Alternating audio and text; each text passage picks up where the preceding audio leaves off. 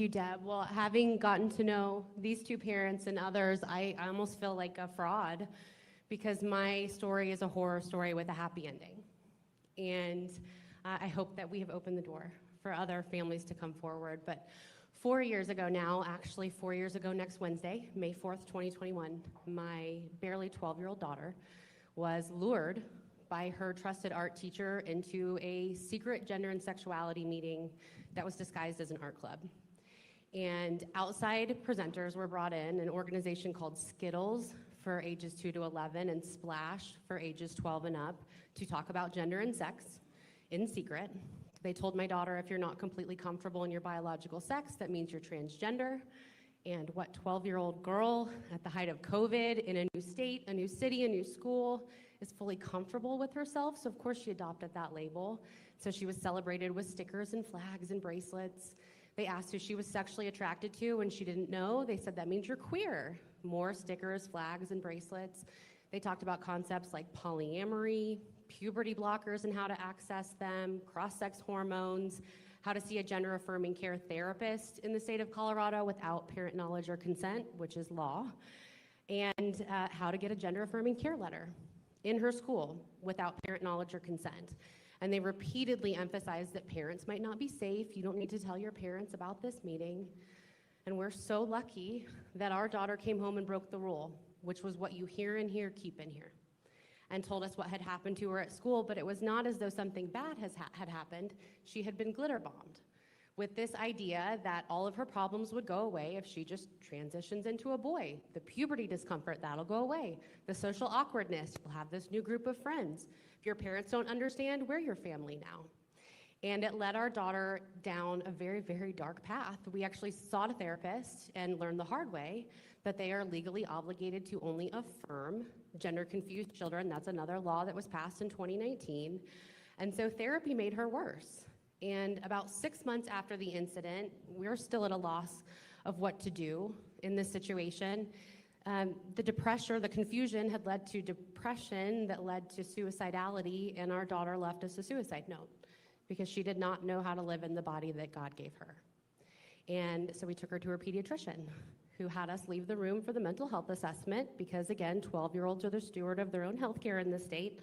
And when we came back, she had already been prescribed Zoloft, a psychotropic drug, and we were bullied with the suicide myth. Would you rather have a living son or a dead daughter? Do you want your daughter to live? I recommend you fill this prescription.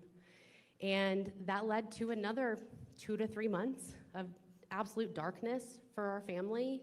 And it was actually my husband, who's here in the room, who finally had an honest conversation with her. We stopped being afraid after about 9-10 months of going through this. And he really challenged her on, do you think we don't love you? Do you think we don't accept you? Do you really feel like this is right for you? And it was the off-ramp that she was waiting for. She was waiting for her parents to stop being afraid to talk about this and to just have an honest conversation and give her an out.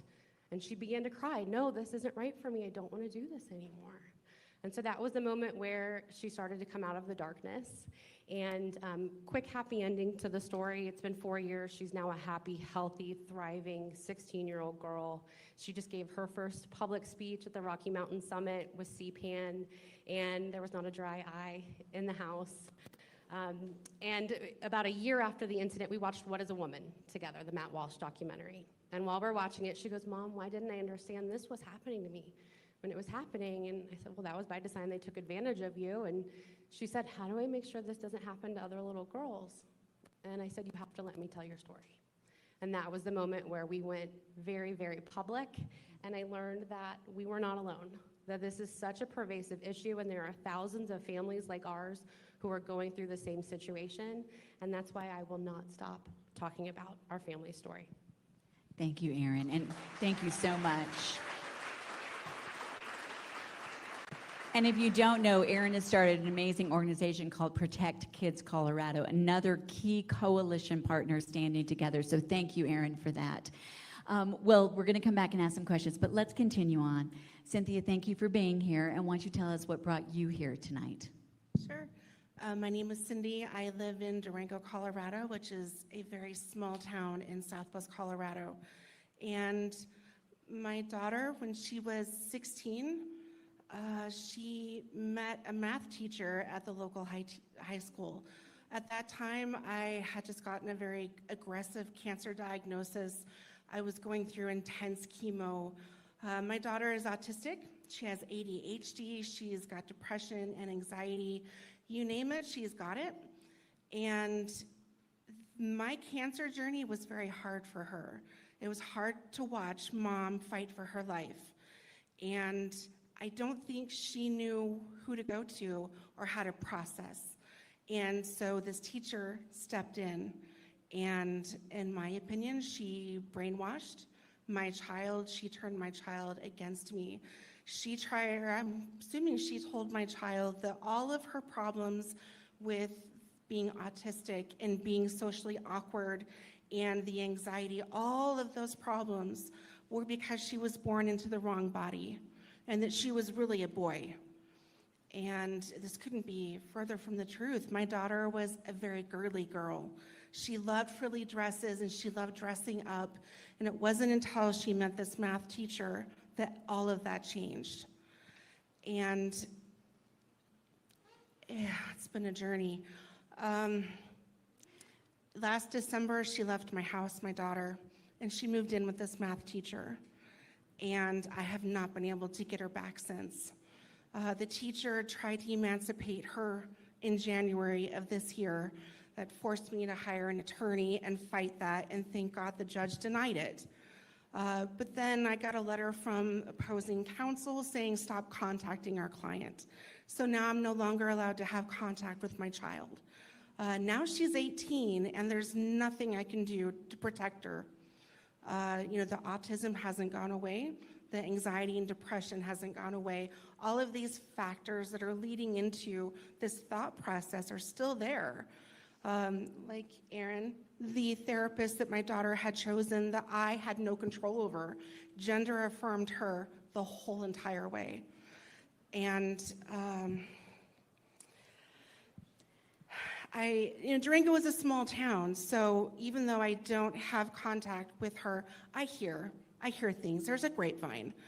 And I hear that this teacher now has her on hormones and that she hates it and it's making her feel bad.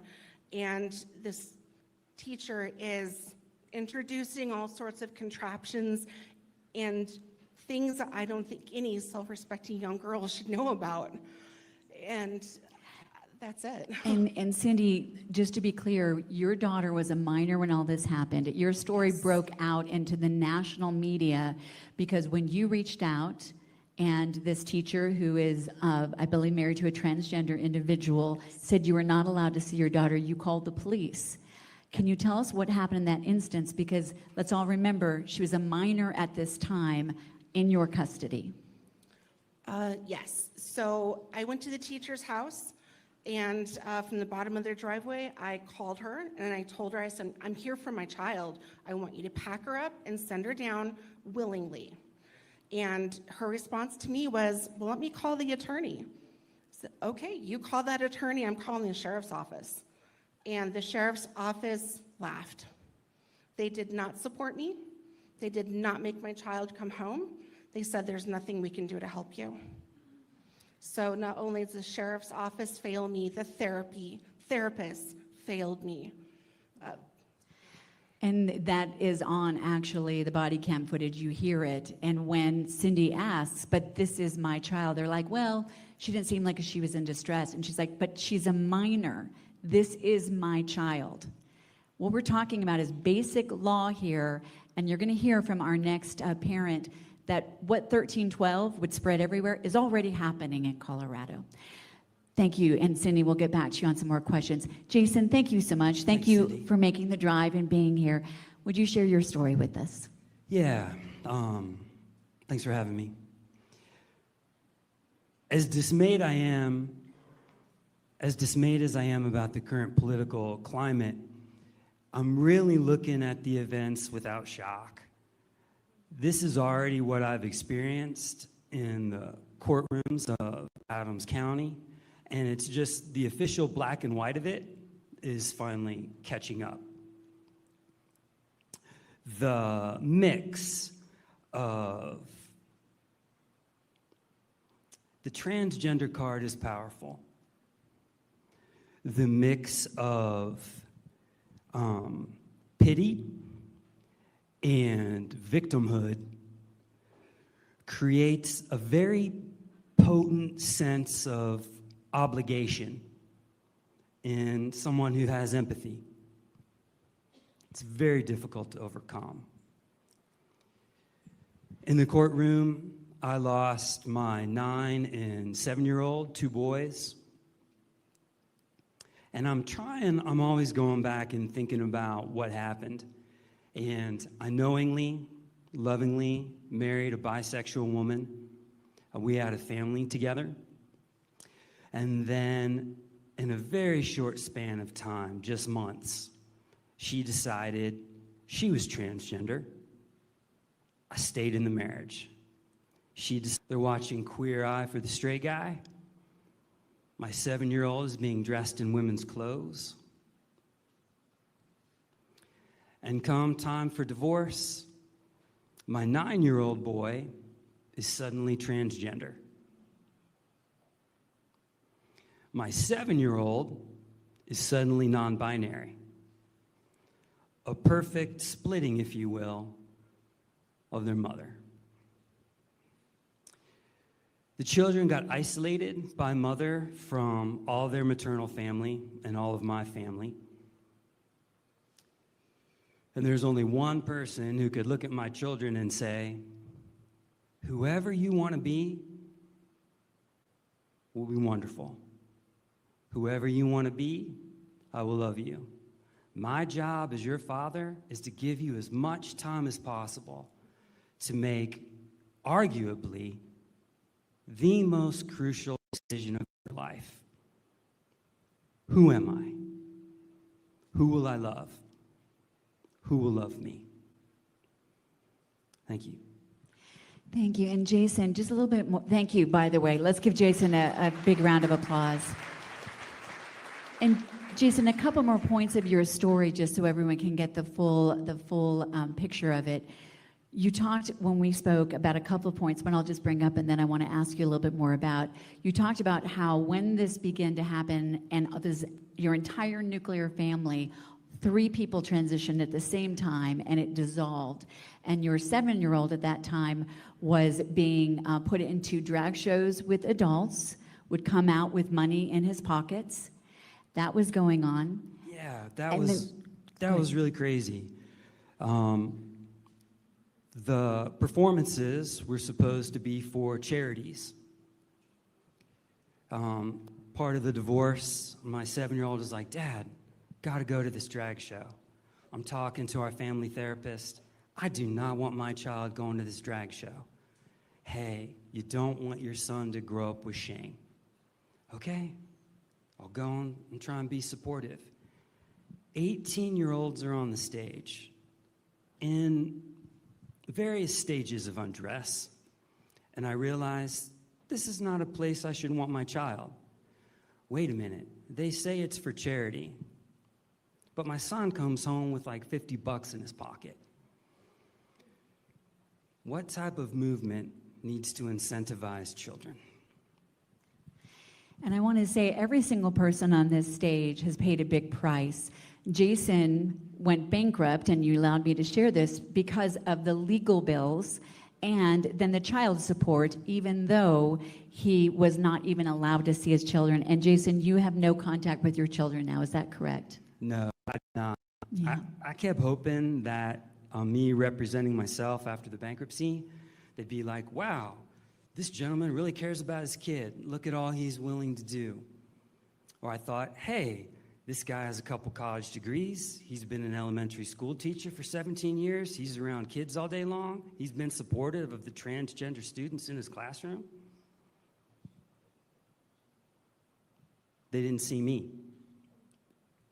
And one last thing I wanted to mention about Jason's case when it comes to the courts is they're already operating right now in Colorado, regardless of 1312. You, Jason, provided your psychological profile as requested, but your ex-wife did not actually submit it. Is that correct? This one's harsh, and I was hoping we could avoid it.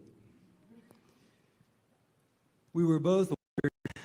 Actually, it looked like I was pointed out as the bad guy, and I was ordered to have a psychological evaluation.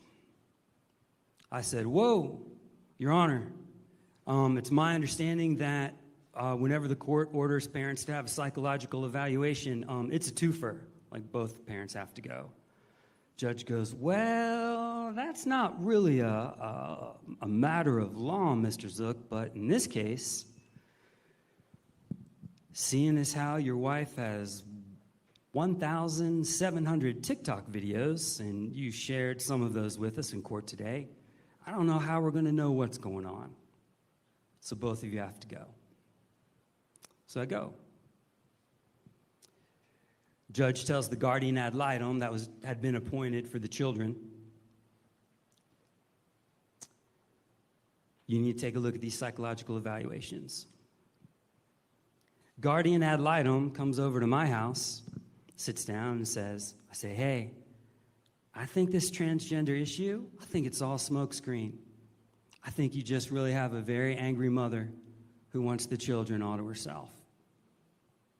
Guardian ad litem goes, I'm going to check into that, Mr. Zook. After the guardian ad litem, who is a member of the LGBTQ community, visits mother's house, the $900,000 house just off a golf course. Hey, Mr. Zook, I have bad news for you. Your older daughter is transgender. I'm sorry, have you ever worked with transgender children before? No, I'm an attorney. Okay. And your younger son, the 7-year-old, the non-binary one, he has a lot to figure out. You need to be prepared for that. So we're back into court. I found a way to willingly and openly file my psychological evaluation, which says, Mr. Zook, at this time, because it can kind of change from day to day, right? Mr. Zook, at this time, does not have a mental illness. Judge kind of rolls her head. I'll accept it. And I would please like to see mother's psychological evaluation. Please, Your Honor, that has not been filed. Well, that did not have to be filed, Mr. Zook. She looks at the guardian ad litem.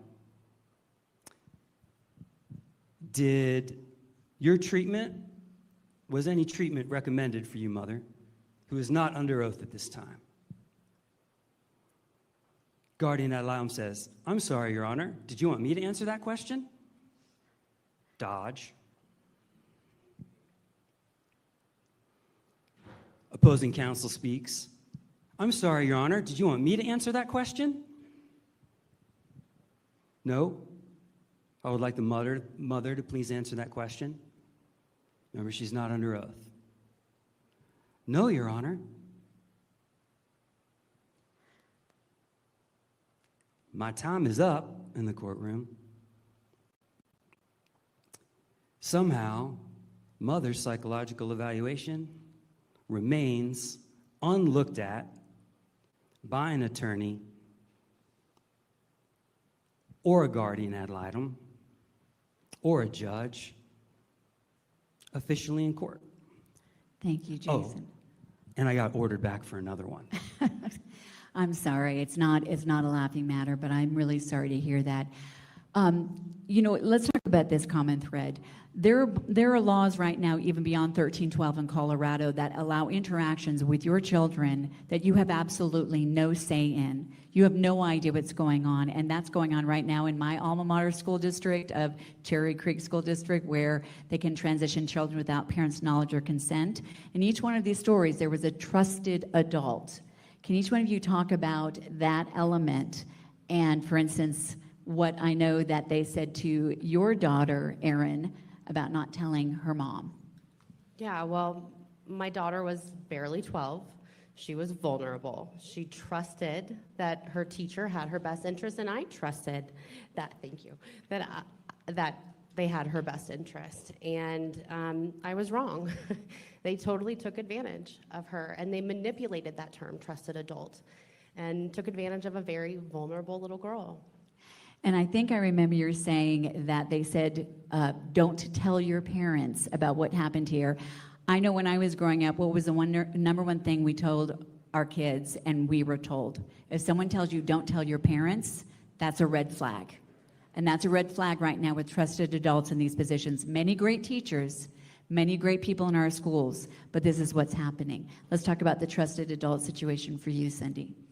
Yeah, kind of a similar situation, only my daughter just went silent.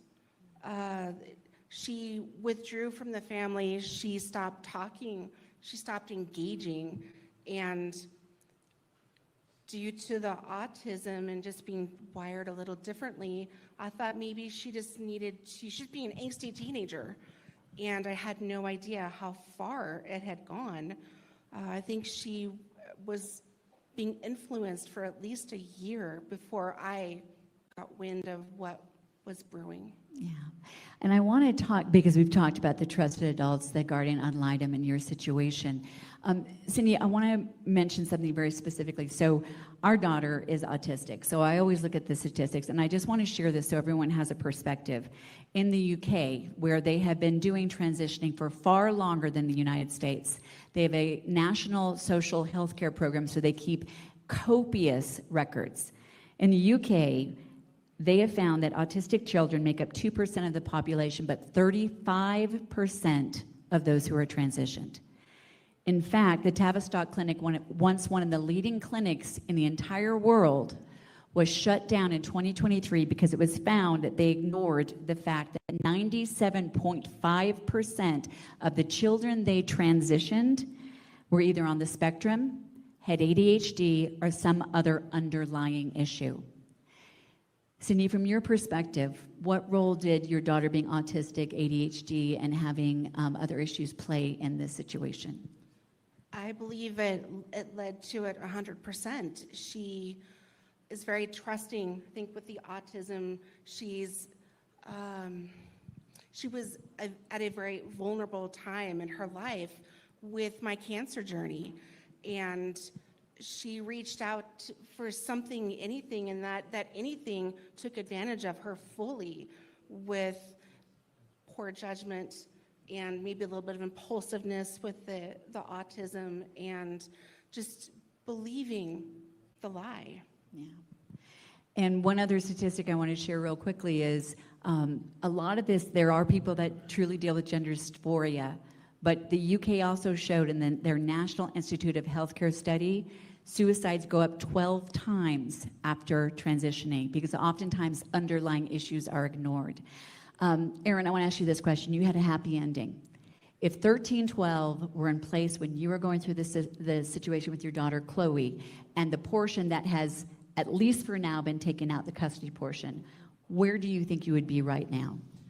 Well, I actually learned through public record requests that 3 days after this art club incident, when we expressed concern with what had happened and stated that we were not going to affirm our daughter's gender confusion, the school district involved Child Protective Services for a well child check at our home, and a mandated reporter was sent to our home to check on the well-being of our kids to make sure we were not abusing them. And I firmly believe, well, first of all, if my daughter had explicitly said even back then, my parents are not affirming my trans identity, we would have lost her. But especially if 1312 had been in place, we would have stood no chance. They would have removed our daughter from our loving home. And as I said, trans identity made her suicidal. And so we've asked our daughter, where do you think you would be today if we had affirmed all along, if we had called you the boy name and gone along with the trans identity? And she said, Mom, I don't think I'd be alive. So we would have lost our daughter one way or another. Well, I appreciate your continuing to fight against 1312 for that reason. Jason, you had an interesting analogy when we were talking, because obviously yours and Cindy's stories are what's already happened in Colorado when the courts are already introduced because of a custody battle. They're already brought in, and so it's already allowing them to make the decision against the parent that does not stand up for transitioning. You talked about if 1312 passes, and it passes or they put back in, and let's be clear, this bill still has to go back to reconciliation and be voted on in the House and the Senate. So if it went beyond what your situation is, you compared it to a dirty bomb. Do you want to just say what that would be like? Yeah, if the analogy was in divorce proceedings, you know, there are some horrible things that can happen, and sometimes they're true. So like the thermonuclear bomb would be physical, emotional, verbal abuse. To be accused of that is awful. It's terrible, and sometimes that does happen. But there's systems and there are mechanisms in place where a parent can defend themselves. And then maybe like the next level would be a tactical nuke. You know, maybe a parent wants to play the card of sexual abuse, and that is even more terrible and even more awful to use against a parent. But again, there are mechanisms and systems in place where that parent is considered innocent until proven guilty. But this bill, in the language, that is a dirty bomb. That is a dirty nuke. What that's going to do is there is no system in place. There is no mechanism to defend yourself. You are guilty without an ability to prove your innocence. I mean, if they take away your First Amendment right in a courtroom, I mean, a nuclear bomb just went off in my head. Thank you. Say something really Yes, go ahead. I just want to add really quick with the CPS involvement. Yes, they were already practicing these theories well before this bill came out. My daughter ran away in November, and she went to the teacher's house, and I had no idea where she was for 24 hours. Once that resolved, CPS did get involved, and when it was brought to the surface that I wasn't going to gender affirm my child, because I think there's other issues at play here. I don't think that she's transgender. CPS got involved and they said, well, if you don't gender affirm, she's not being released into your care.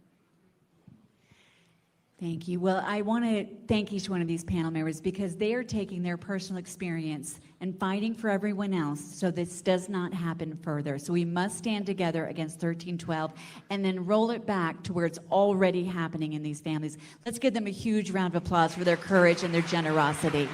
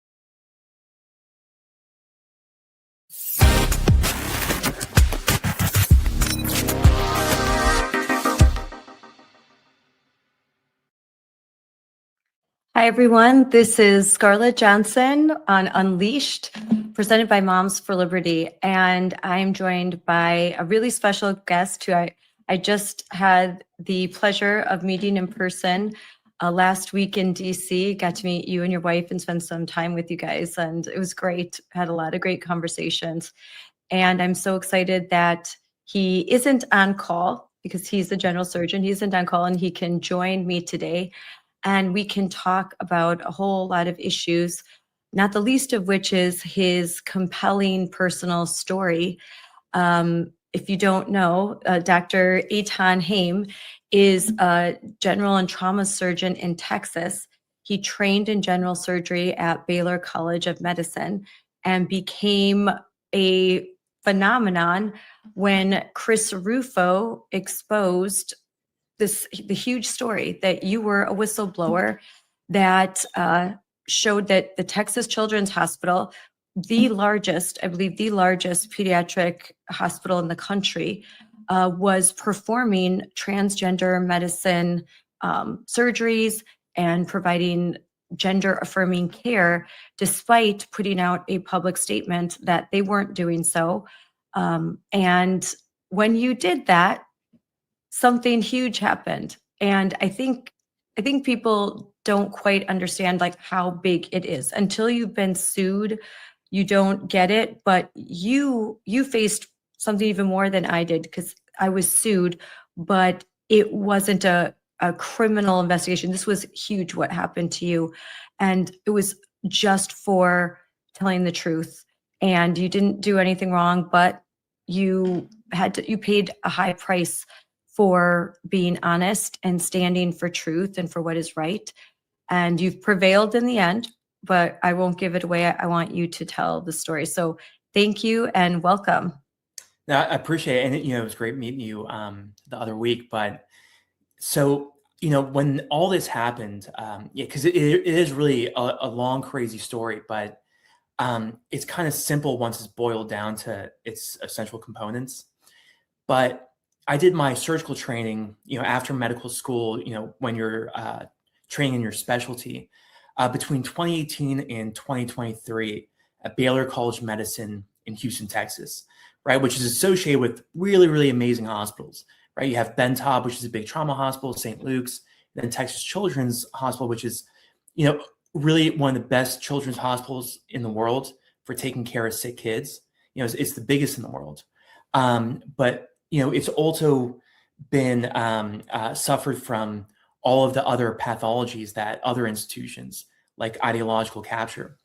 So during my time as a resident, you're kind of in this state of extreme vulnerability, because if you step out of line, especially during that time, because everything got so crazy with COVID, if you had a different opinion, if you cross that threshold, the consequences were severe.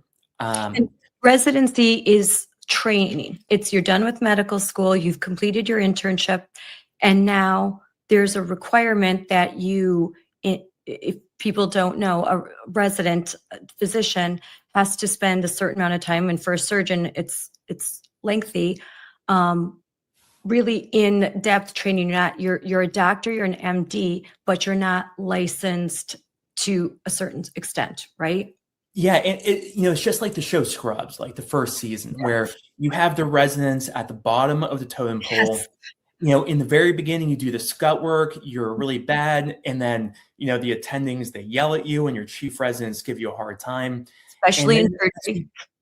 As you progress, you gradually start taking on more responsibility. You become a chief resident, so you start operating independently. At Baylor, it was one of the biggest trauma hospitals, one of the busiest ones in the country. So we had services, with massive resident teams, over 100 people on the service. We're operating all day, every day, and we have to run that service. And So you're in charge of medical students then, you're running cases, you have all of the you're doing the job of a full doctor, like you're doing the job of the, someone, but you gradually move up the scale. Yeah. And it was during my, my fourth year in training around 2022 that I had discovered that, Texas Children's, TCH, were performing these transgender interventions on kids. And, for me, when I first learned that, it was completely shocking because, I only really knew about the whole transgender medical thing, after COVID started, because of reporting from libs at TikTok and other people on X. And I remember seeing, these stories from like Massachusetts General or like Washington or Oregon, where they're talking about gender affirming hysterectomies or mastectomies. And I mean, it took me years to comprehend that this was actually a thing. But once I really understood it, it shocked my conscience to such a degree that it was hard to imagine that people would actually do it. But I didn't think it was happening in Texas, right? In Houston, Texas. I just think it was possible. Yeah, especially because the governor had made some strong statements and the attorney general, right? Yeah. So in February of 2022, the attorney general had released an opinion saying that these medical interventions on kids who believe they're the opposite sex could be considered child abuse. And it was reaffirmed by the governor. Like a couple, 1 or 2 weeks after that, TCH had issued a public statement unequivocally saying, they were shutting down the program. They're not going to do these interventions anymore. And they said in their statement very specifically, they were doing so in order to avoid the civil, criminal, legal ramifications. So they mentioned the legal ramifications of doing it. But because I worked there, right, because I was a surgeon in the hospital, I was taking care of patients there, right, I found out quickly it was a lie, right, that was not true at all. In fact, the next business day after that statement, a surgeon at TCH had inserted a pre-blocking device into an 11-year-old girl. So they released this statement, and they must have had no intention of ever stopping it, because if you continue one day after, then there's no way, right? So over the next couple of months, they just expanded the program into a multidisciplinary clinic, right? The directors of this transgender program, which supposedly didn't exist, were giving the really prestigious lecture series called Grand Rounds for the entire department of pediatrics, right? And if they're giving these lectures, it's endorsed by the hospital's leadership. And when I found this out, because at first I actually didn't even know about that statement. I found that out after, I found out they were doing surgeries. But what I realized was so crazy and was demonstrating they were consciously concealing the existence of the program was because there was no online indication that this program existed, which is very atypical for a big clinical program at a children's hospital, right? Yeah. So, they were also doing these meetings with medical students at Baylor College of Medicine, these publicly accessible meetings. Yeah. So this wasn't secret. This wasn't hiding. You didn't have to sleuth. It was really out in the open. Yeah. And, it took me a couple months, to really make the decision to blow the whistle, right? Because if you do something like this, you're essentially opening up yourself to destroying everything you've ever worked for, but also my wife as well. And my wife is a lawyer. She had, really, really brilliant. She was working at a big law firm and had been hired by the Department of Justice, actually, as a prosecutor, as a federal prosecutor. And so, I decided to blow the whistle because, after having these long discussions over months, I realized that it's how can I start my career as a surgeon if I stay silent on this issue? I wouldn't be able to look at myself in the mirror and say that, I made this oath to do no harm and this thing happened, and I just did nothing about it. Because you have a responsibility, if you see something going wrong, that you do something about it. But not only that, but it was also, I knew I was going to have a family one day, right? And, what would my kids think if they knew I was there and I didn't do anything about it? So, I made the decision, and, I spent months trying to reach out to a journalist to find someone to tell the story. And then Chris Rufo finally got a hold of it, verified it.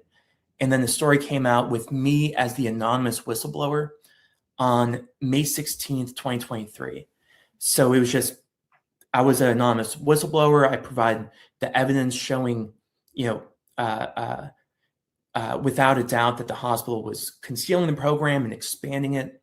And then it was kind of off to the races from there, because the day after, on May 17th, the Texas Senate passed a law, SB 14, which banned transgender interventions in children. And it was done with bipartisan support, partially because our story came out the day before, Yep. right? So within 24 hours, the conduct we had exposed was voted to become illegal, right? Which had never happened before in American history. And then the Attorney General announces an investigation into the hospital. 3 days later, another whistleblower speaks out, a couple of days after that, right? Someone I didn't know, but it was a nurse in the transgender clinic. She actually went public with a even bigger story. Her name is Vanessa Sivage. Oh, I didn't even know that. Oh, yeah. So there was a second whistleblower after I blew the whistle, because the original story had inspired her, because she was working in the clinic and saw the horrors like firsthand. And then, so all this happens, and then, I just kind of go on with my life, because I was finishing my training, my residency, the month after, in June 2023. And I was just planning on going on with my life and living a quiet life in a small town. I work in a very, very small town. That's like what I've always wanted to do, like a quiet life. I'm very private. But then a month after the story came out, on June 23rd, 2023, which is a Friday, it was the day of my graduation from surgical training, one of the most important days of my life. 4 hours before the ceremony, right before I'm about to meet up with my parents, I get a aggressive knock on my door. I'm like, oh shit, who's that? Right? And I open it, 2 armed federal agents standing outside, and whole world kind of freezes. Wow. Everything's going to change from then on. And you had no indication before that. This is just complete, wow. No, but they chose that day for a reason. Yes. They wanted That to use wasn't the an accident. value of my accomplishments as the means to extort my compliance with their corrupt investigation. So, of course, I kind of freak out and invite them in. But, luckily my wife advises me to not talk to them without an attorney present, but they hand me a target letter. And a target letter is just a piece of paper that informs me I was under criminal investigation by the United States Department of Justice. And that was when I knew that this was serious. But, after the agents left, there was this weird moment, maybe like 30 minutes where we kind of freaked out. But then we had been through so much, my wife and I, the years before with COVID. We had seen our society collapse around us, that when they came to our home and it was such a contemptible, so corrupt, that we knew we had to fight back against it. So that day we decided that we weren't going to give in, so that we're going to do everything we can to fight. So, we opened up a couple bottles of champagne. We're both non-smokers, but I bought a pack of cigarettes and we chain smoked a pack of cigarettes. It seemed like the right thing to do. And then, we went to my graduation and celebrated, like this next chapter. It was completely terrifying, but it seems like a crazy thing to do in the moment, but at the time, You just didn't know. Yeah. But okay, so then there's going to be but just to rewind a little bit, so how did you first become aware? What tipped you off? So this was in 2022. It was, maybe like early to mid 2022.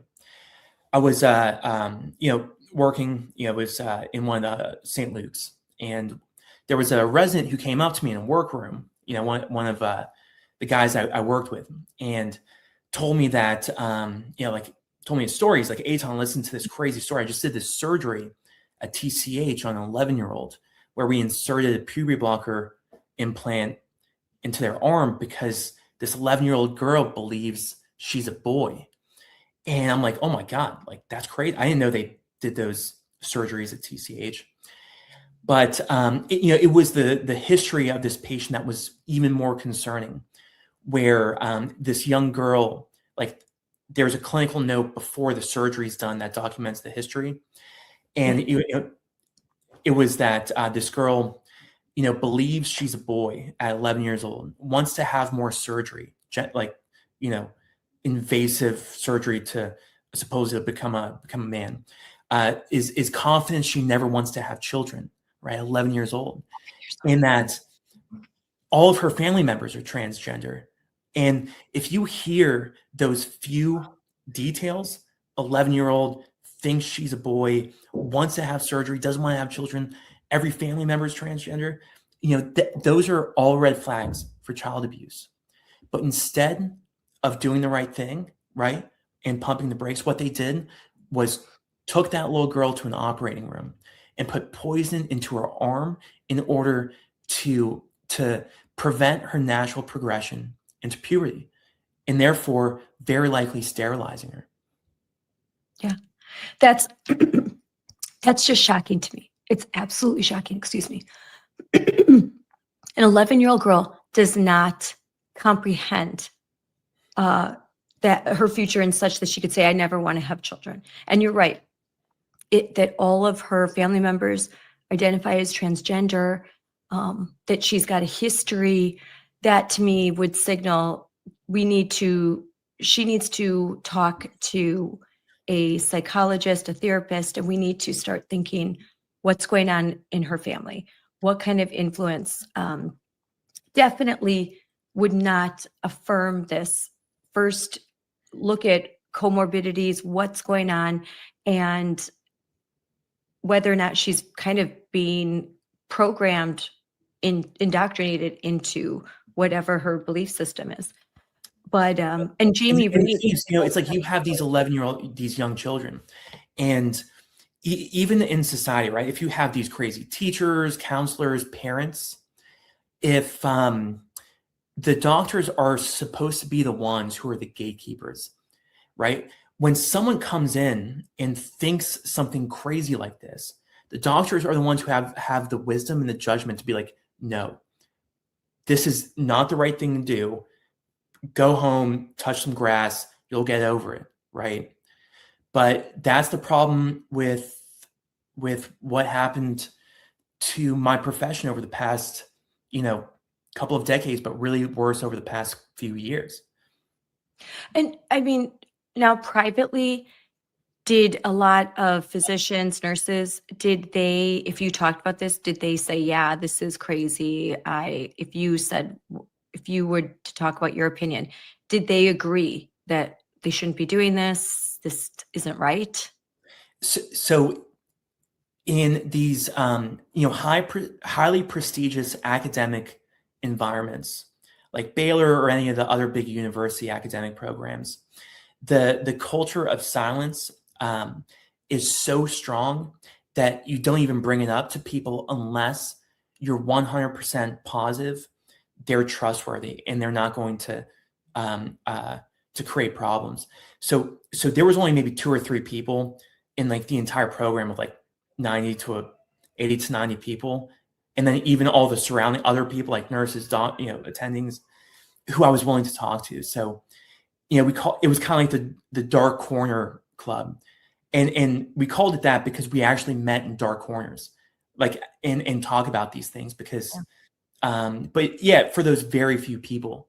But You kind of had to hear something, a signal, like something that would like, oh, maybe they agree with me from what they said. Like, yeah, it was a process of subtle subcommunication over time, almost like I imagine gay people did in the 1980s.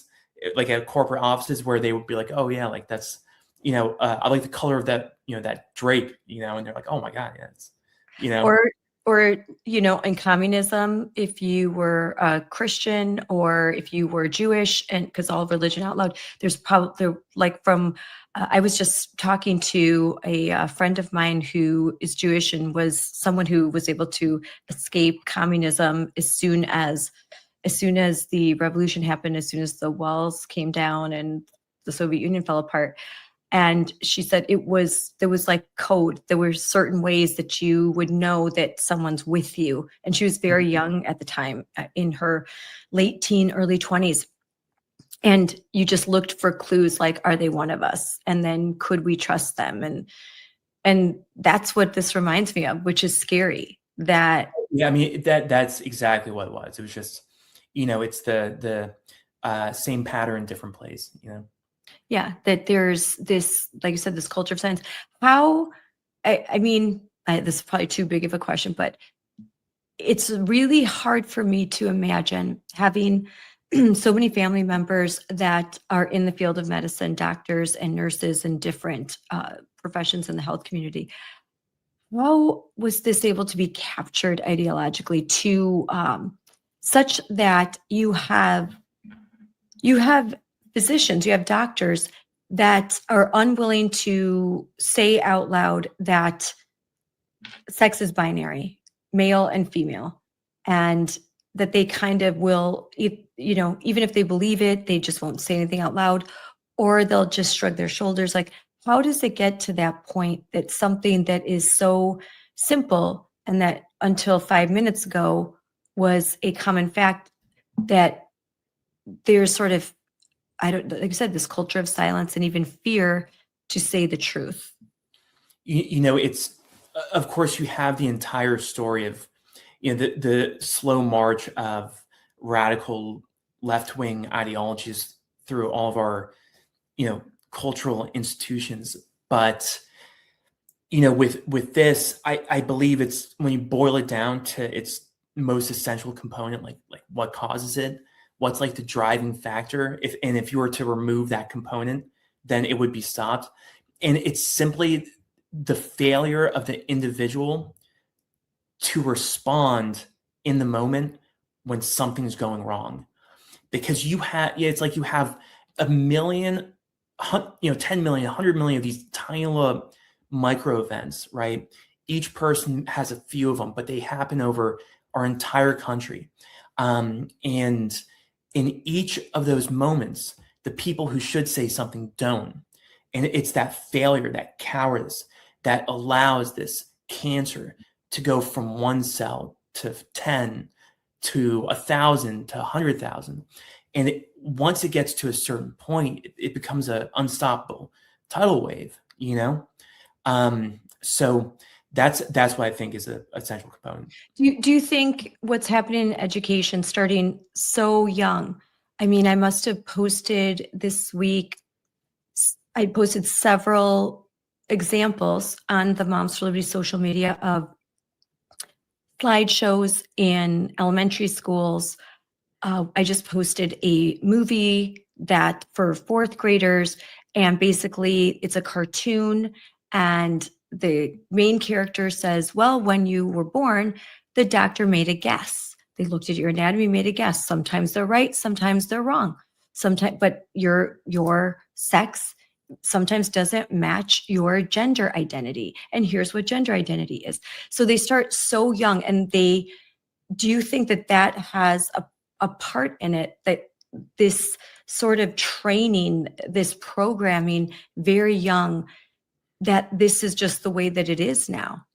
Yeah. And I think they're creating a younger generation who is adapted to this environment where they're not supposed to speak out and do the right thing. And, it's so different than the way I grow up. I was just watching The Lion King, like the original one, with my daughter. She's 1.5 years, and my wife. And, it was like these stories when you were growing up that we all, that had animated all of us when we were younger, about, these heroine characters who overcome these obstacles, like these archetypal hero stories.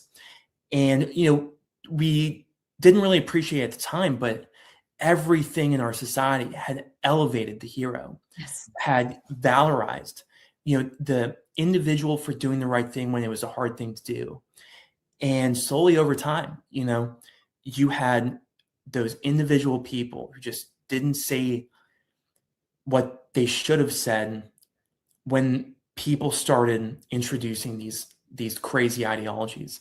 Mhm. So over time, we just lost the animating ideas that had served as the basis for a civilized Western civilization. I mean, it's because without those stories, without those lessons that are meant to guide like the individual person, then people aren't going to be guided by it. They're going to be guided by something else, and what that ends up being are these purple haired lunatics, who have like a million mental health issues. Yeah. And so you're talking about like the hero's journey, Joseph Campbell, A Hero with a Thousand Faces, like that stories resonate with Harry Potter, Lord of the Rings, Star Wars, the Marvel, Lion King, Little Mermaid, like these stories, they used to fall into a pattern. And that's a pattern kind of recognized, like Joseph Campbell kind of writes about. And it's this hero's journey and these certain steps. And when someone creative really can bring to life that pattern, there's something that resonates in humanity that we just love it. That's why we have these icons, why Star Wars, this iconic film, the Endgame, iconic Harry Potter, because it's this journey that you have the hero, and the hero isn't perfect, but the hero goes through this process and wrestles with takes on the dragon, wrestles demons, tries to win the heart of the princess, all of those things. And at the end, good triumphs, even though that things can happen along the way. And we just, those stories resonate. And now what we see in culture is just trying to flip the script and to basically alter this pattern. Jordan Peterson talks about this a lot. And I think that really resonates with me, because I know before learning all of this, before COVID, I just felt something was off. You feel like something's off, but you don't know quite what. Things aren't the same. The stories are different. I don't like the movies as much. What my kids are learning in school seems off. And then with COVID and seeing behind the curtain, and just like you did, seeing what's happening in hospitals, then you realize, wait, this is it. This is what's been happening. And then you kind of look back and you see how far the corruption goes till you get to this point. And so I think that we're seeing the fruits now, but the kind of the start of all of this was before, when we weren't quite paying attention. The building blocks were laid. The papers were being written that informed those who teach at medical schools, and those who are behind policies and that inform administrators.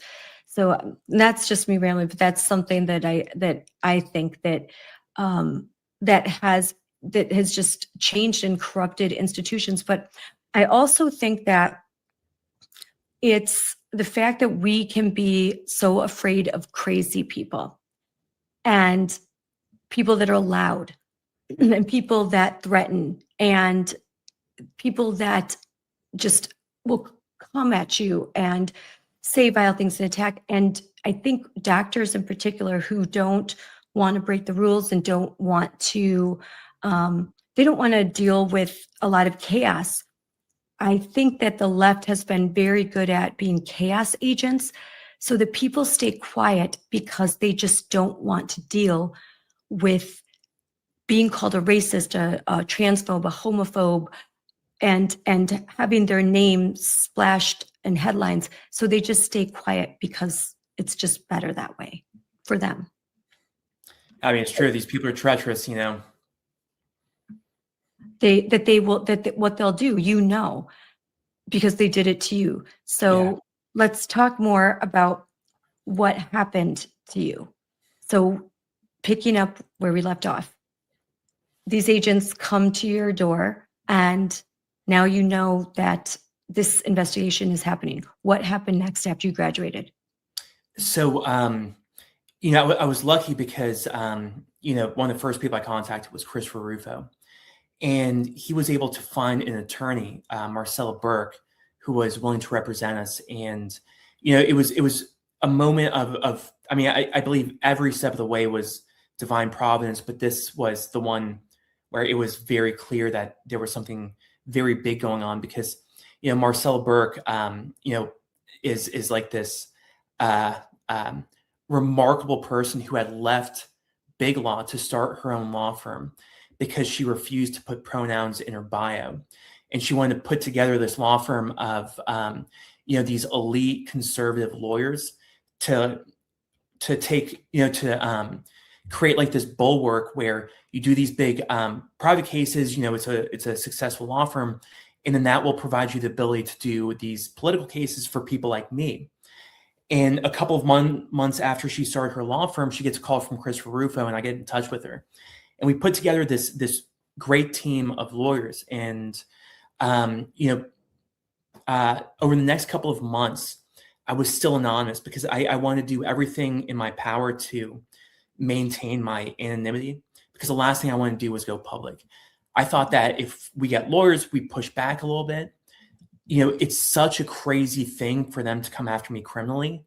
There was because my wife was an attorney and like specifically a federal prosecutor, we knew there was nothing they could possibly come after me for, right? Because I worked there, it was no HIPAA information. So we thought if we just push back, they're just going to move on to something else because it's a losing case. But over the next couple of months was when the corruption just got so severe, right? It every single day it got worse.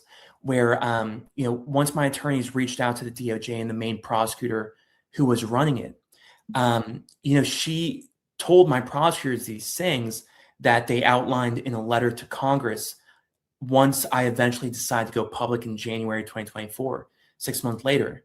And in this letter, they document what happened during those 6 months, where the prosecutor had told my lawyers she sent agents to my home without ever reviewing the evidence, right? So just not even looking to see if I did anything wrong, just like sending agents to my home, right? And that on that first call too, she didn't know anything about the case or what she was investigating, but she did enough research to find out my wife had just been hired. And she used that information to blackmail us, because she said, Andrea is not going to have any problems with her background check, right, for her job at the DOJ unless she continues to become difficult, right? Over the next couple of months, my lawyers are told that only if I apologize, then I can avoid felony prosecution, which, that's not part of the law. It's not like if you apologize, there's no apology statute. That's not how things work. There's that if I avoided criminal prosecution, then I would be sued civilly by the families, and that she was in contact with the transgender families and all that. But then once she told my attorneys that she would take me to a jury trial, even on a technicality, even if she was going to lose, she would do it. And that was in October of 2023, around that time that happened. And it was then that I realized that, if I stay silent, I'm going to get destroyed because these people have gone completely insane. And plus, at that point, we were out of money because we had spent about $250,000 of all of our life savings. So we knew that, So we knew that I was screwed if I stayed silent. There was no way for me to fight back, right? Because we couldn't afford lawyers. People, $250,000 in legal fees, and it adds up fast, especially if you're going to trial. I was sued in a very small way in comparison to you, but I think you don't understand what it's like. Depositions, subpoenas, they want to confiscate all of your records, all of your financial records, all your computer. Your whole life is staring before you. The crazy thing is that this was still in the investigation phase. Oh my gosh. I wasn't even indicted yet. So I went public in January 2024. This is right? millions of dollars. This is And, millions. for the next 6 months after that, after I went public, right? So in the first, 1 or 2 months after I went public, January and February 2024, I raised maybe like $250,000, something like that, like a good amount of money, just by telling my story publicly. And that was enough to keep us on an even playing field, to maintain the fight. But, we entered this kind of purgatory, like this legal purgatory, where once I went public, the lines of communication with the Department of Justice went silent, right? Because it's such an aggressive thing to do. You're kind of blowing everything up if you Yeah. do something like this. Yep. So we had no idea what the DOJ was going to do over the next 6 months. Like, Yep. were they still pursuing this? Were they still investigating me? We had no idea. So, every day would go by for those 6 months. And during this time, I had just started my new job as a surgical attending, right, out of residency. So I was working, as a surgeon, which is a very stressful time, your first job out. Yep. And, eventually I found out what these people were doing. And, June of 2024, so about a year after the agents first came to my home, right, 7 a.m, I get, another, a ring, a ring of our doorbell, 7 a.m. And I remember waking up and thinking to myself, man, like, who the hell is that? Ring our doorbell at 7 a.m. And I joked to my wife that, oh yeah, it's probably the feds. Cause we would just make jokes like that. And, of course I kind of ate She was those. pregnant at the time, right? Or She was 6 months pregnant at the time. Yeah. So my wife was 6 months pregnant. I kind of made that joke and I ate it about 10 seconds later because I opened the door and there were 3 heavily armed U.S. Marshals, like bulletproof vests, guns, everything, showing up to my home at 7 a.m. like I was a drug smuggler, like that was some type of criminal mastermind. And they were there to inform me I was indicted on 4 felonies and faced up to 10 years in prison, HIPAA-based felonies. So after that point, right, it was like, I threw down the gauntlet before when I went public, but then these people responded. So we knew it was on at that point. And then that's when the craziness really started, where things really spiraled far out of control. Because, the details of the legal case are very, very, they're very convoluted. There's a lot of details, but when you know it, it's very simple. Like when you boil it down to its essential components. And the charges they brought up were HIPAA based. And their first indictment was based on an entirely fraudulent story that was developed by the Department of Justice and the FBI and other people who were involved in creating this story, where they had accused me of, lying about working at TCH, accessing the medical records, disclosing the medical records and HIPAA protected information. So when the indictment comes out and it's made public, when people read it, right, all these big news organizations like the New York Times and Washington Post, what they think is that I had released, identifiable patient information, right? Like that I had stolen this information and I lied about working at TCH. And of course, none of this could be further from the truth, right? The story was fabricated. And because I had been telling this story for the 6 months prior, we were ready for the fight. Because I knew, right, when the prosecutor told me when I was still anonymous that she was going to take me to a jury trial, that she was serious. So when I went public with my story, I was getting ready for that.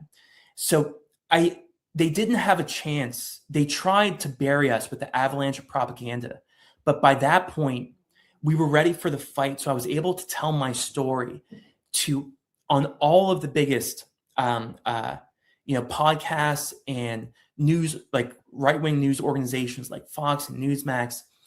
And those first couple, like the first month and a half, we raised about just over $1 million. $1 million in small dollar donations, like, $25 to $100 donations.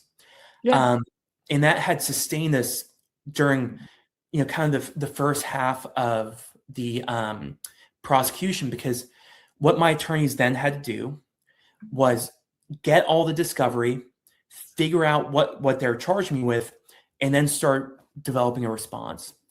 And what we had shown, like right when we started filing, motions and subpoenas and trying to get information, their story immediately fell apart because the discovery the Department of Justice gave us, right, which is their responsibility, they have to give us the evidence that they're using, right, to indict me.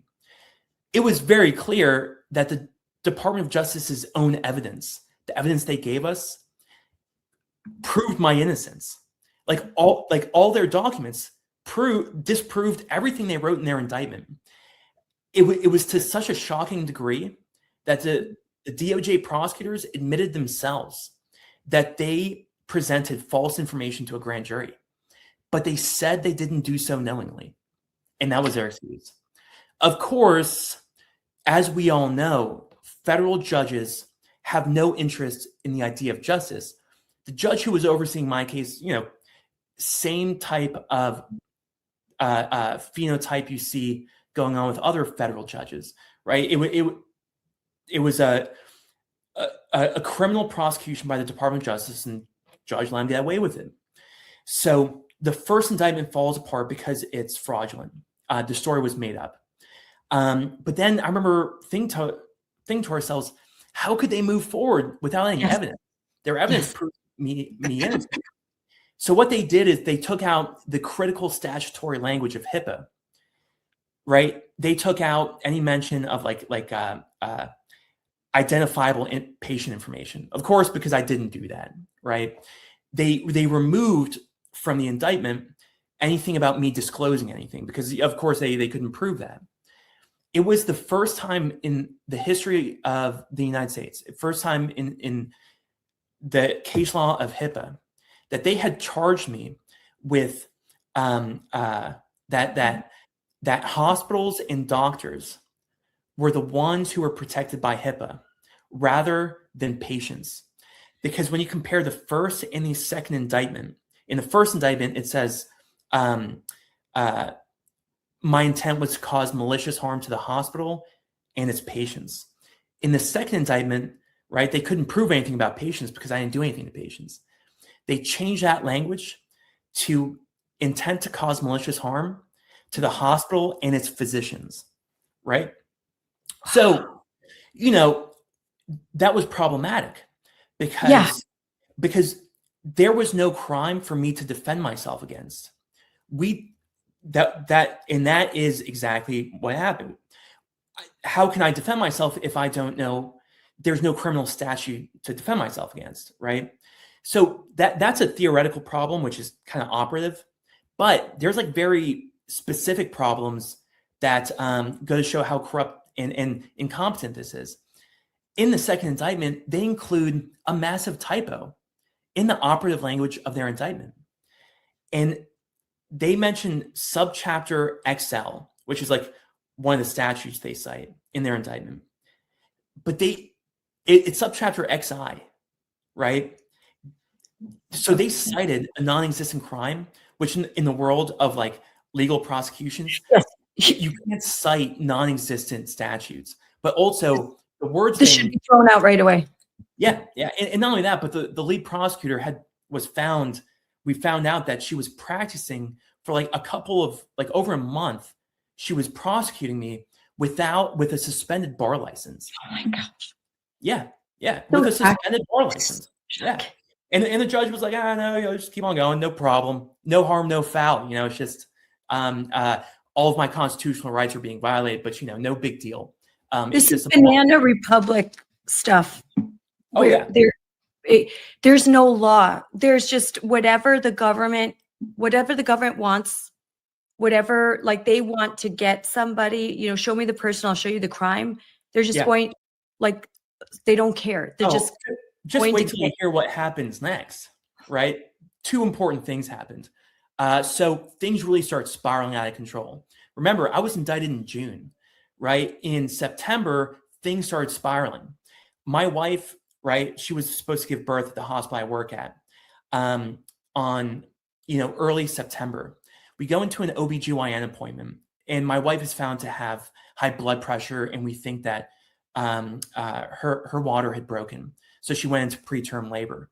So we find out that my wife's preeclamptic, and she was admitted to the hospital. But what happened is it was our worst nightmare, because the next day, 2 days later, I was supposed to be in court in Houston, right? So 2 days before I was supposed to be in court in September, it turns out that my wife becomes preeclamptic, has to have an emergency C-section. And, the day that my child is born, right, while my wife is still in PACU, right, in the post-operative recovery unit, after she has an emergency C-section, I had to leave 1 hour after my first daughter was born to drive to Houston to go to court, right, so that my lawyers and these prosecutors could kind of litigate all of their mistakes over the past couple of weeks. So that happens, which is like, an insult to the soul that is unforgivable. And this But is of course, Texas. it's a federal court, so it doesn't matter.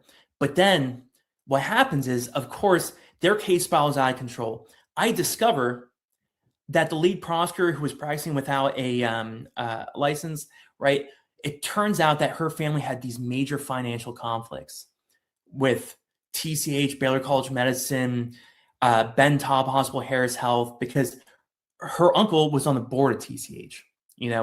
Her aunt, who's a big political player in Houston, is a major donor for TCH and Baylor College of Medicine. She actually got appointed to the board of Harris Health, which is a sister program for Texas Children's Hospital, in the few months after my investigation started. Her brother, the prosecutor's brother, they own a major coffee company, one of the biggest in the country. And he started attending major $100,000 fundraisers with the president of TCH, like 3 months after I found out I was being investigated, right? Wow. I found all this out, and of course I make it public on X. And that was a big deal, very big deal, these conflicts of interest. And it turns out that they were conflicts. So the prosecutor has to step aside from the prosecution, right? Yeah. That was a massive win. And this was also the same time that the second indictment fell apart, right? With a typo and then the issues with the statutes. So the second indictment falls apart, and then the other lawyers on the case, other prosecutors, we thought they couldn't do anything else. What are they going to do? How are they going to bring a third indictment, right? They bring a third indictment, they correct the errors, but the single most treacherous thing of the entire case happens, which is they bring a gag order right after, because by that point, this was becoming a big story, right? People were starting to pay close attention. So what does the prosecution do is they move to gag me so that I can't talk about my story anymore.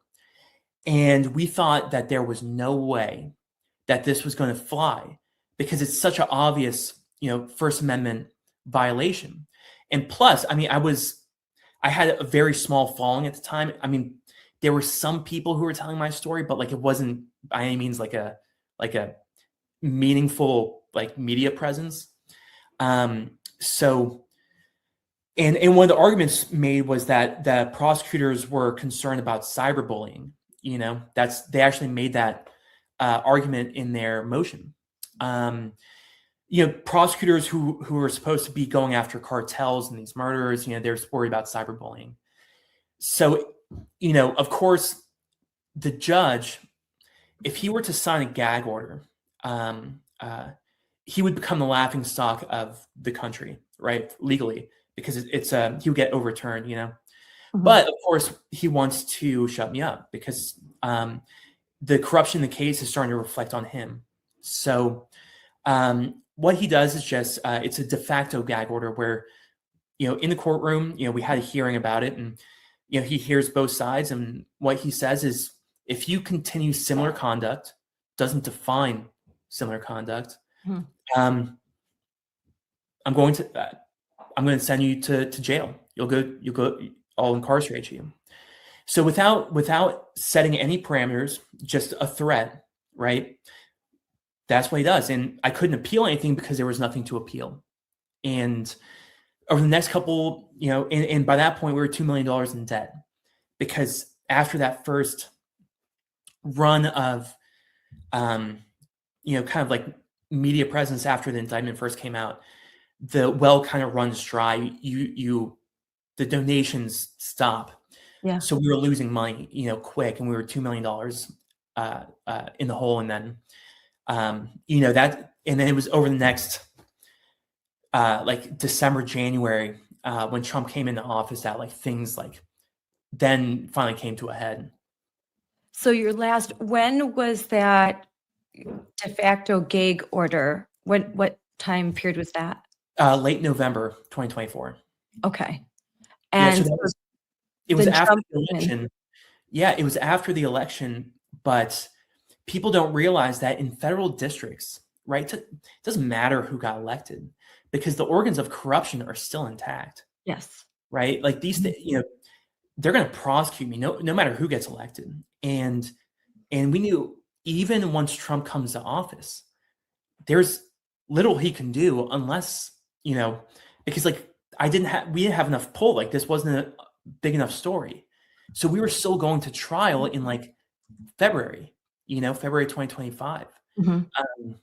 So after Trump gets inaugurated in January 2020, you know, he signs the weaponization order, you know, to end all the weaponization of the Department of Justice.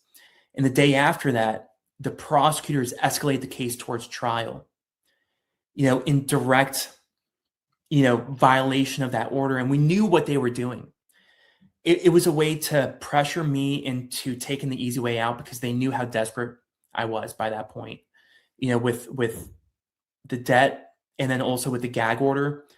And, you know, after a month and a half of staying silent, you know, I completely unraveled during that time, right? You know, where before when I was able to speak out, I was able to defend myself. But when I was gagged and I couldn't, it was the only tool I had to fight back. Yep. But they took that away from me.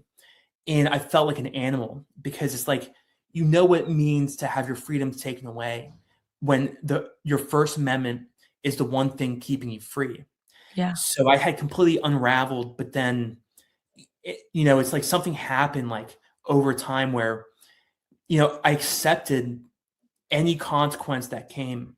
You know, I knew that this was coming to a head. And then the day after he was inaugurated was when it came to a head and they escalated the case, where my wife and I said, nope, not sailing silent anymore. Like, we have to speak out. Yeah, like I might violate this de facto gag order, but it doesn't matter because there's no legal argument we can make to win this case, right? Mhm. It's a rigged system. So my wife and I speak out, call out the corruption and process of a judge, of everything. And in response, it sets off a tornado, right? It was just like the whole world blew up. The judge, the DOJ lost their mind. And the next day, I find out that the judge wants to send me to jail the day after, which was January 24th, which was a Friday, right? This was 2 days after I spoke out. I spoke out on January 22nd, 2 days after the inauguration, right? On January 23rd, a Thursday, that's when I learned that the judge wants to send me to jail. But everyone at the DOJ, they understand how bad things have gotten. Like everyone's starting to look really bad because I'm speaking out now. Yeah. So they just wanted everything to end. So they tell me that night that we'll dismiss your case tomorrow without prejudice, which means they can still bring it in the future, as long as I sign an agreement saying that I won't say anything about the case for a year. So I'm gagged for another year. And also that my family is gagged for another year. So they're like, if this agreement is on my desk by 9 a.m. tomorrow, we'll dismiss your case without prejudice. And I'm like, well, obviously they're doing this under duress, right? Mhm. This is an agreement under duress. It's like illegitimate. So I signed it, just to buy myself time until that following Monday, because I was going to violate it anyway. Like that agreement was meaningless. Because I knew at the same time that we were in contact with the Trump people like Josh Hawley, a lot of people we met along the way, and they were advocating for the transition team to make the Southern District of Texas dismiss this case with prejudice. And that was a long shot because we didn't think it was going to happen. So, but the next day on January 24th, that Friday, just divine providence, we get word that Trump's team came through and they recommended for Trump for the DOJ to dismiss my case with prejudice under different conditions, so that there was no more gag order and that the whole case was done and we won. And it was like one of those moments where this story comes to the most dramatic ending possible, and like for this moment you kind of like elevate to a different plane. Yeah. So Yeah, I have right now there's a whole lot, but just the announcement that they had dropped the case with prejudice, which is really important. Just like you said, that it's over. They can't, it's done. That signifies that they were wrong too, because without prejudice, that can be ambiguous. And you want the real win. You want it dismissed with prejudice, with the admission that they had that this was bogus all along, that what they put you through was terrible. Now, because of what they did now, and you don't have to go into details, but are you considering a countersuit because of all of the funds, the duress that was placed upon you and your family? There may be a couple things in the process. For me, it's kind of one of those things where the most important thing is that I'm a free man, and Yes. my wife has her husband and my daughter has her father. That my daughter can grow up with me in her life and with me not in a cage. And you're not in jail and not constantly, and that's the decision. Like when I won my case, I agreed not to countersue because I wanted it to be over.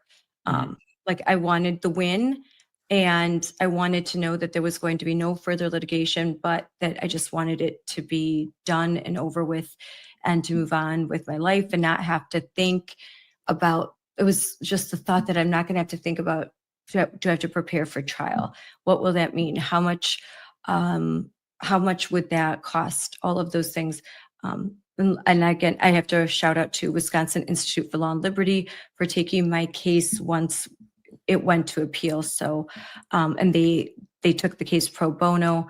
But initially, my family and I had a lot of, we had to pay a lot of costs. Like you said, that early phase with there's investigation, and then you have to pay for depositions and lawyers' time doing all the investigative work, and that's just the start. So this is how much it cost you, and you weren't even at trial yet.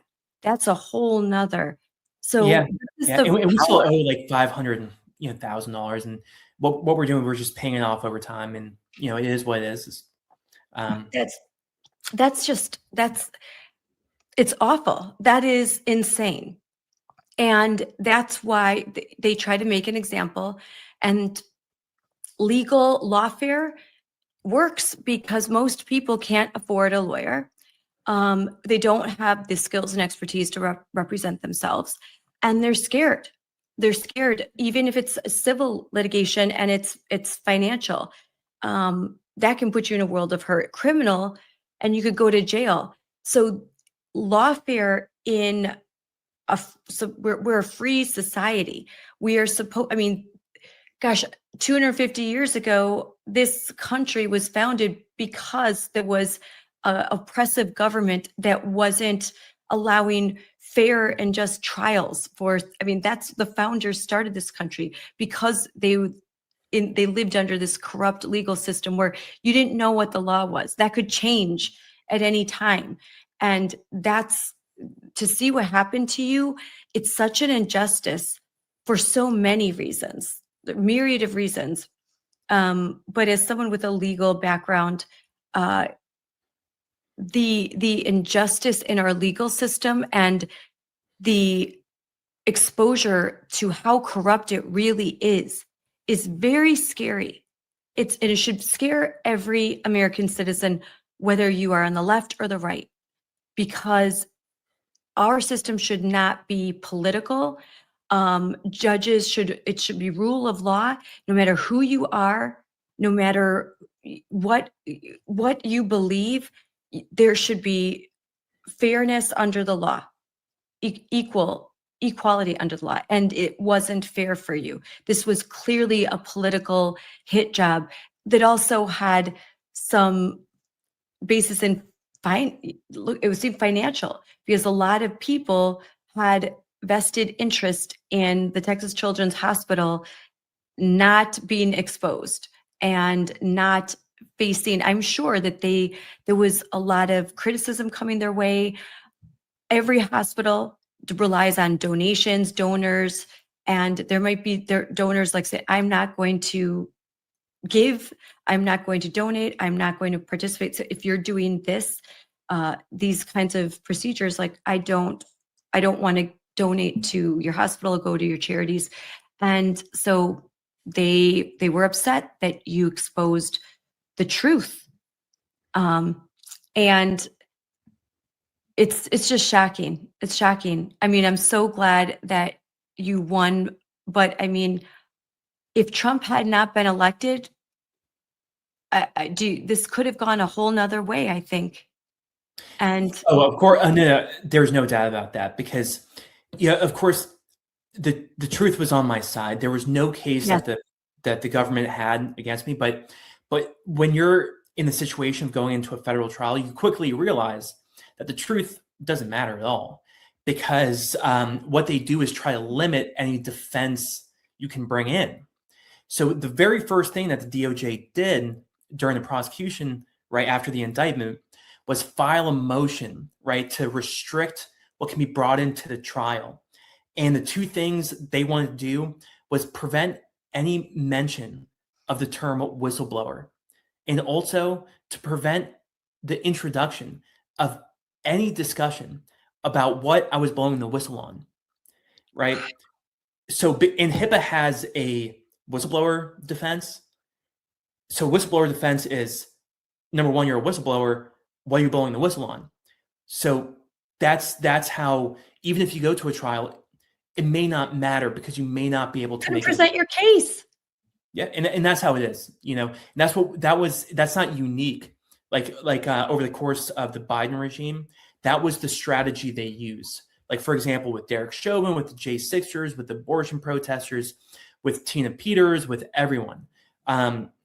They create the illusion of a trial. But when you look at the details of the mechanics of the trial itself, they're preventing the defendant from making the argument to defend themselves and allowing the prosecution to create false stories and sell that to the jury. So those are federal so wrong. So Yeah. wrong. Yeah.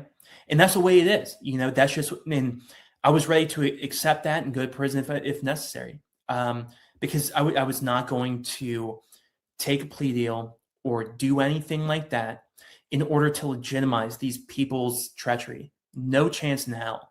Because the only way you lose and they win, it's not if you go to prison, right? It's not if they take away your freedom. It's if you bend the knee to them. And I wasn't going to live in a world where my daughter was going to look at her father and think, my father bent the knee to these monsters. That's very brave. A lot of people say things like that, but they don't get tested like you did. A lot of people say, I'll never bend a knee. They can post it on X, they can put it out there. But when push comes to shove and you are facing prison time, financial ruin, because they're going to take every penny you have so you can defend yourself. Oh, hold on. Okay, I'm back. Fix the battery. So I know that you have to run soon. I can hear baby in the background. And so just real quick before you leave, because you are a surgeon, you are a doctor, I do want to ask you a question and have you put these facts out there, because I'm about to go back to DC. I leave tomorrow morning because there's going to be a big rally on the steps of the United States Supreme Court as oral arguments are heard for 2 very big cases. These cases are going to decide the future of women and girls sports. And the question that's going to be answered is, are sex-separated sports a violation of the Equal Protection Clause? And so often when I go to testify in the State House or talk to school boards, lots of times they'll say, well, you're not a doctor, so you can't possibly know that sex is binary, and that there's often repeated this lie that with gender affirming care, a biological male can basically become a female. I've actually heard that in testimony in Madison, Wisconsin, where there were professors and folks there testifying that they weren't sure, this is a biological male speaking, that now that he's taken his cross-sex hormones, he's not sure what his chromosomes are anymore. They could possibly have changed. And this is stated, and you watch legislators nod appreciatively as if this fantasy could be true. So I would like for you to say, with your experience as a doctor, the differences between men and women, and that men cannot become women no matter how many hormones that they inject into themselves. I'll say the same thing I was telling you before we started. It's you don't need a doctor to tell you that man is man or woman is woman. Just like you don't need a randomized controlled trial to tell you to not drive your truck into a ditch. This is not a question that a doctor needs to answer. If you have a physician telling you this, that, oh, because I'm a doctor, I'm saying these things, then that is the self-evident reason that you should never trust that doctor, that you wouldn't let that doctor take care of your goldfish. The fact that these issues are even being argued at our Supreme Court is indicative of the late stages of our societal collapse, because the fact that this even has to be argued is a problem. But yeah, well, I would love, it was great. We went through pretty much everything that's happened in your case.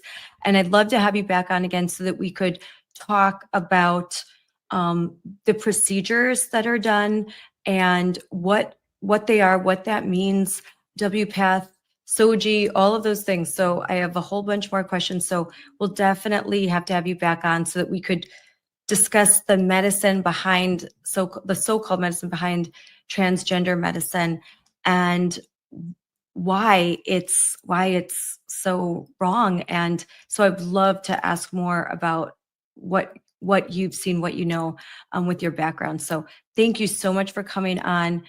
I've got a lot to think about after hearing your story. The legal system, there needs to be changes, and I certainly hope that there are members of Congress that are working on legislation and and this would be passed on a bipartisan basis, ways to protect whistleblowers and to prevent this miscarriage of justice from ever happening to anyone again. Let's hope so. Yeah, let's hope so. Well, thank you so Thank much you for for having me coming on. on. Yes, Privilege. and we'll talk again soon. Thank you. Thanks. Wow, I am just blown away by the conversation with Dr. Eithan Haim, a practicing general surgeon in Texas,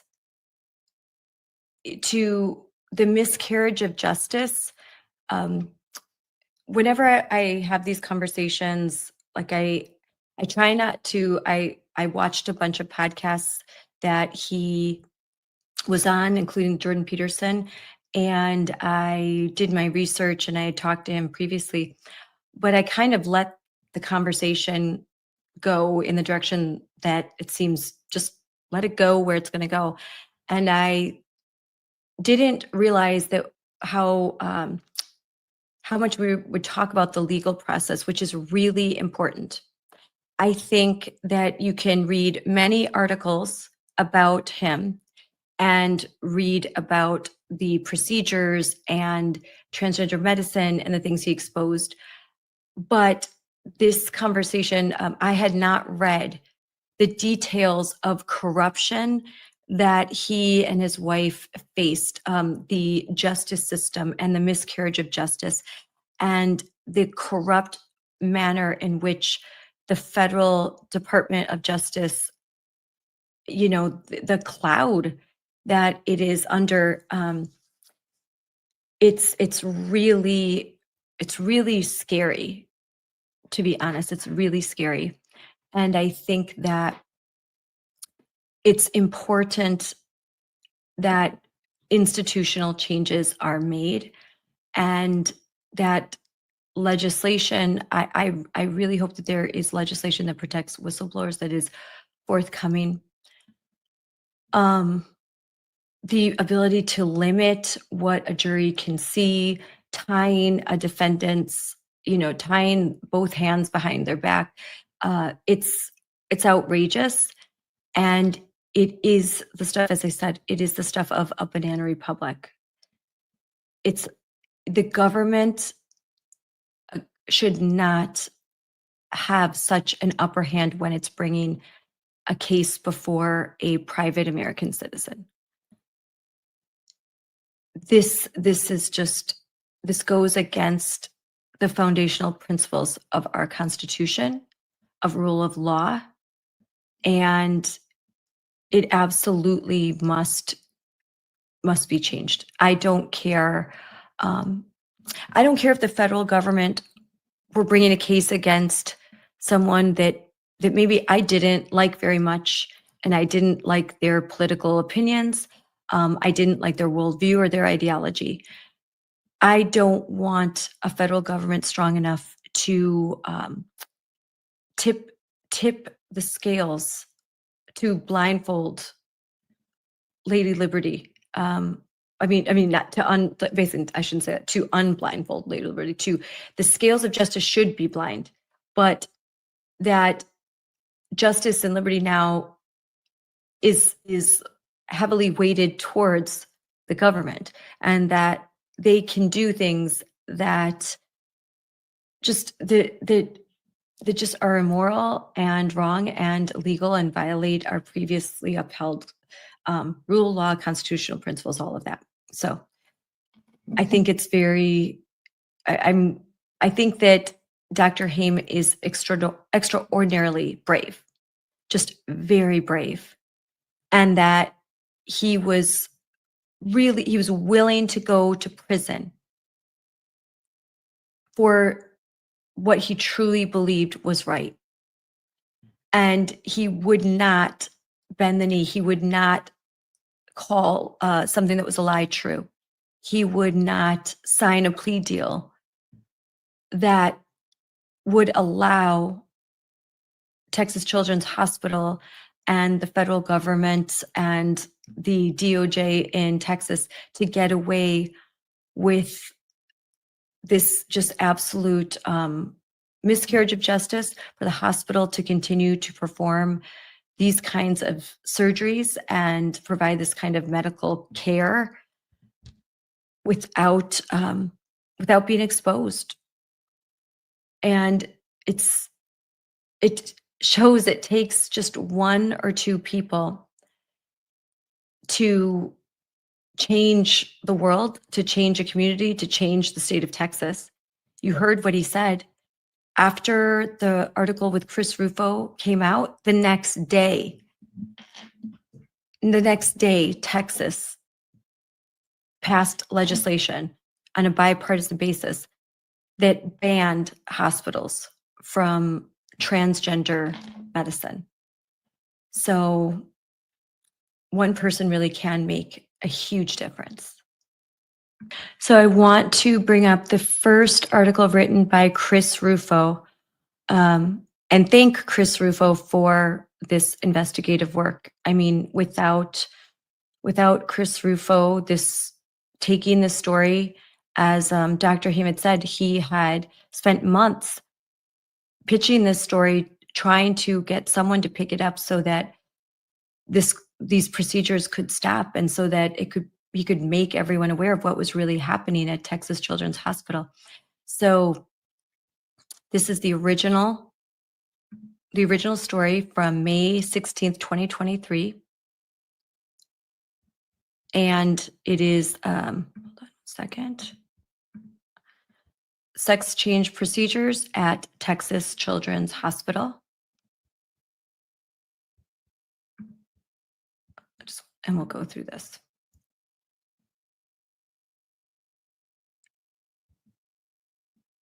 So it starts like last spring that they announced that they would cease performing the transgender medical procedures on children, just as Dr. Haim had said, citing potential legal and criminal liability here. And you can see here from the post, although we don't want to. So, the hospital's chief pediatrician, Catherine Gordon, an advocate for gender-affirming therapy, abruptly resigned. So this transgender care expert quit as Texas Children's Hospital chief pediatrician once this was announced. But there are whistleblower documents, and the first we know that Dr. Haim was trying to remain anonymous, that show that the largest children's hospital in the United States secretly continued to perform these transgender medical interventions, including implantable puberty blockers on minor children. Like Dr. Haim said, the day after Children's Texas Hospital announced that they were no longer going to provide gender-affirming care to minors, the day after, they implanted puberty blockers in an 11-year-old girl. An 11-year-old girl that had a file indicating that there was family abuse, according to those who saw it. TCH, Texas Children's Hospital, openly promoted gender-affirming care to physicians, and they, even despite this announcement, they had a presentation titled, and here we have it here. I'm going to share this tab instead. Medical and Psychological Care of Gender Diverse Youth. And you can see Baylor College of Medicine, Texas Children's Hospital. The speakers are Dr. Catherine Gallagher from the Psychology Division and Dr. Richard Ogden from Endocrinology. And then here's the whole presentation right here. And just like you said, grand rounds, 113-23.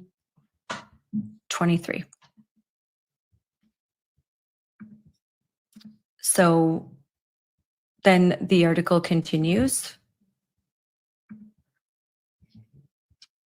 to talk about this Richard Roberts, a University of Virginia trained endocrinologist and assistant professor at Baylor College of Medicine, who co-presented grand rounds, is listed in medical records as performing transgender medical procedures on minors at Texas Children's Hospital. According to these records, share this again.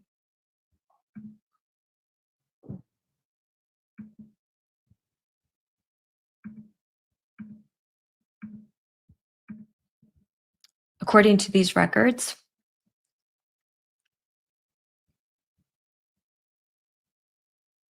Roberts has managed patients ranging in age from 12 to 17 years old for gender identity, gender dysphoria, with indications for medication, testosterone levels, medicine refill, and specialty services.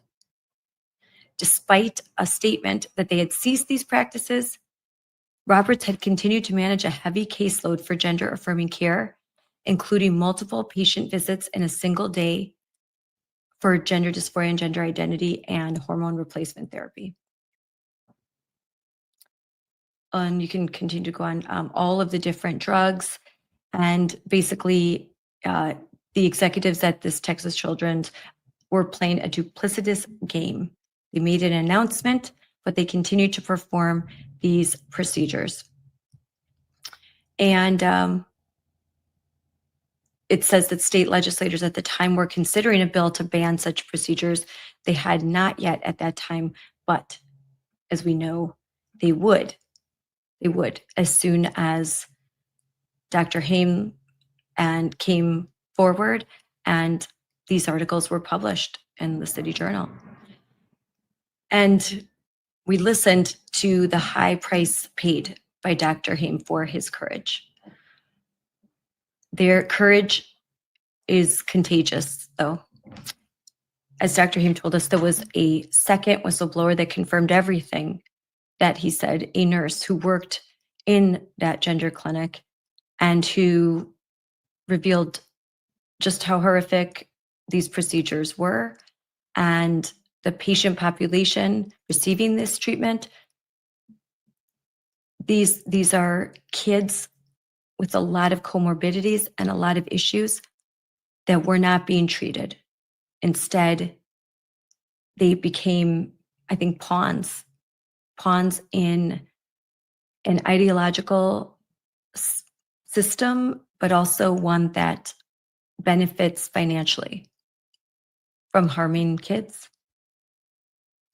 In a podcast with Dr. Jordan Peterson, Dr. Haim says that he thinks what the gender affirming care and these medical procedures, and you know what, I forgot, sex rejecting medical care. We're going to use the right terminology.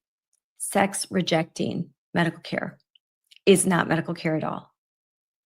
And as stated in the HHS December,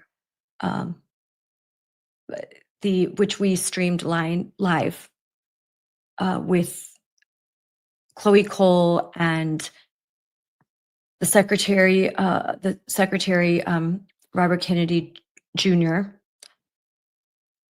they use the right terminology, sex rejecting care. And HHS is now saying that there is no medical basis for hospitals, physicians, healthcare providers for providing this sex rejecting care. It is harmful. The benefits, there aren't benefits. All of these studies of so-called benefits are corrupt, they are inconclusive, and therefore they advised pulling funding for any hospital that engages in these procedures, and I'm 100% behind them for that. I want to point out this, hold on, I'm going to share screen again.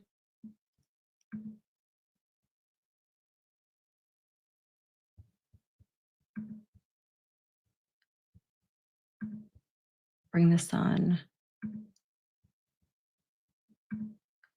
Here, we'll make that bigger. Let's do it this way.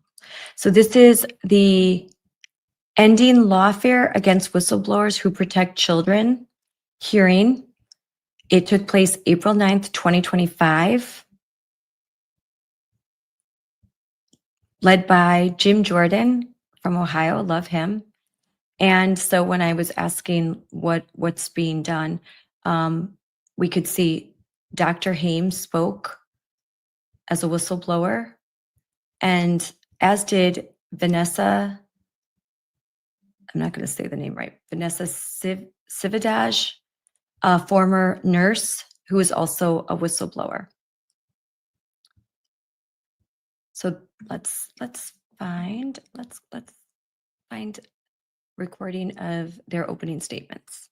Here we have the testimony before the House Judiciary Committee of Dr. Haim. So let's watch. You'll be our first witness, and you may begin. Thank you all for taking the time to listen to our testimony. My name is Eithan Haim. I'm a general and trauma surgeon. I was the anonymous whistleblower who exposed Texas Children's Hospital, the largest children's hospital in the world, for lying about the existence of their transgender program, a program that would manipulate, mutilate, and sterilize healthy young children. There's a reason I'm here today. It's because for exposing this truth, my own government manufactured a case to send me to prison for 10 years. The story starts in February 2022, when the Texas Attorney General issued an opinion that transgender interventions could constitute child abuse. A few weeks later, TCH released a statement to the media. They were shutting down their program because of, quote, potential criminal ramifications. Not long after, I discovered this was a blatant lie. The reason I knew this is because I worked there. Between 2018 and 2023, I was a surgery resident at Baylor College of Medicine, which is primarily affiliated with TCH. They not only continued their program, they expanded it.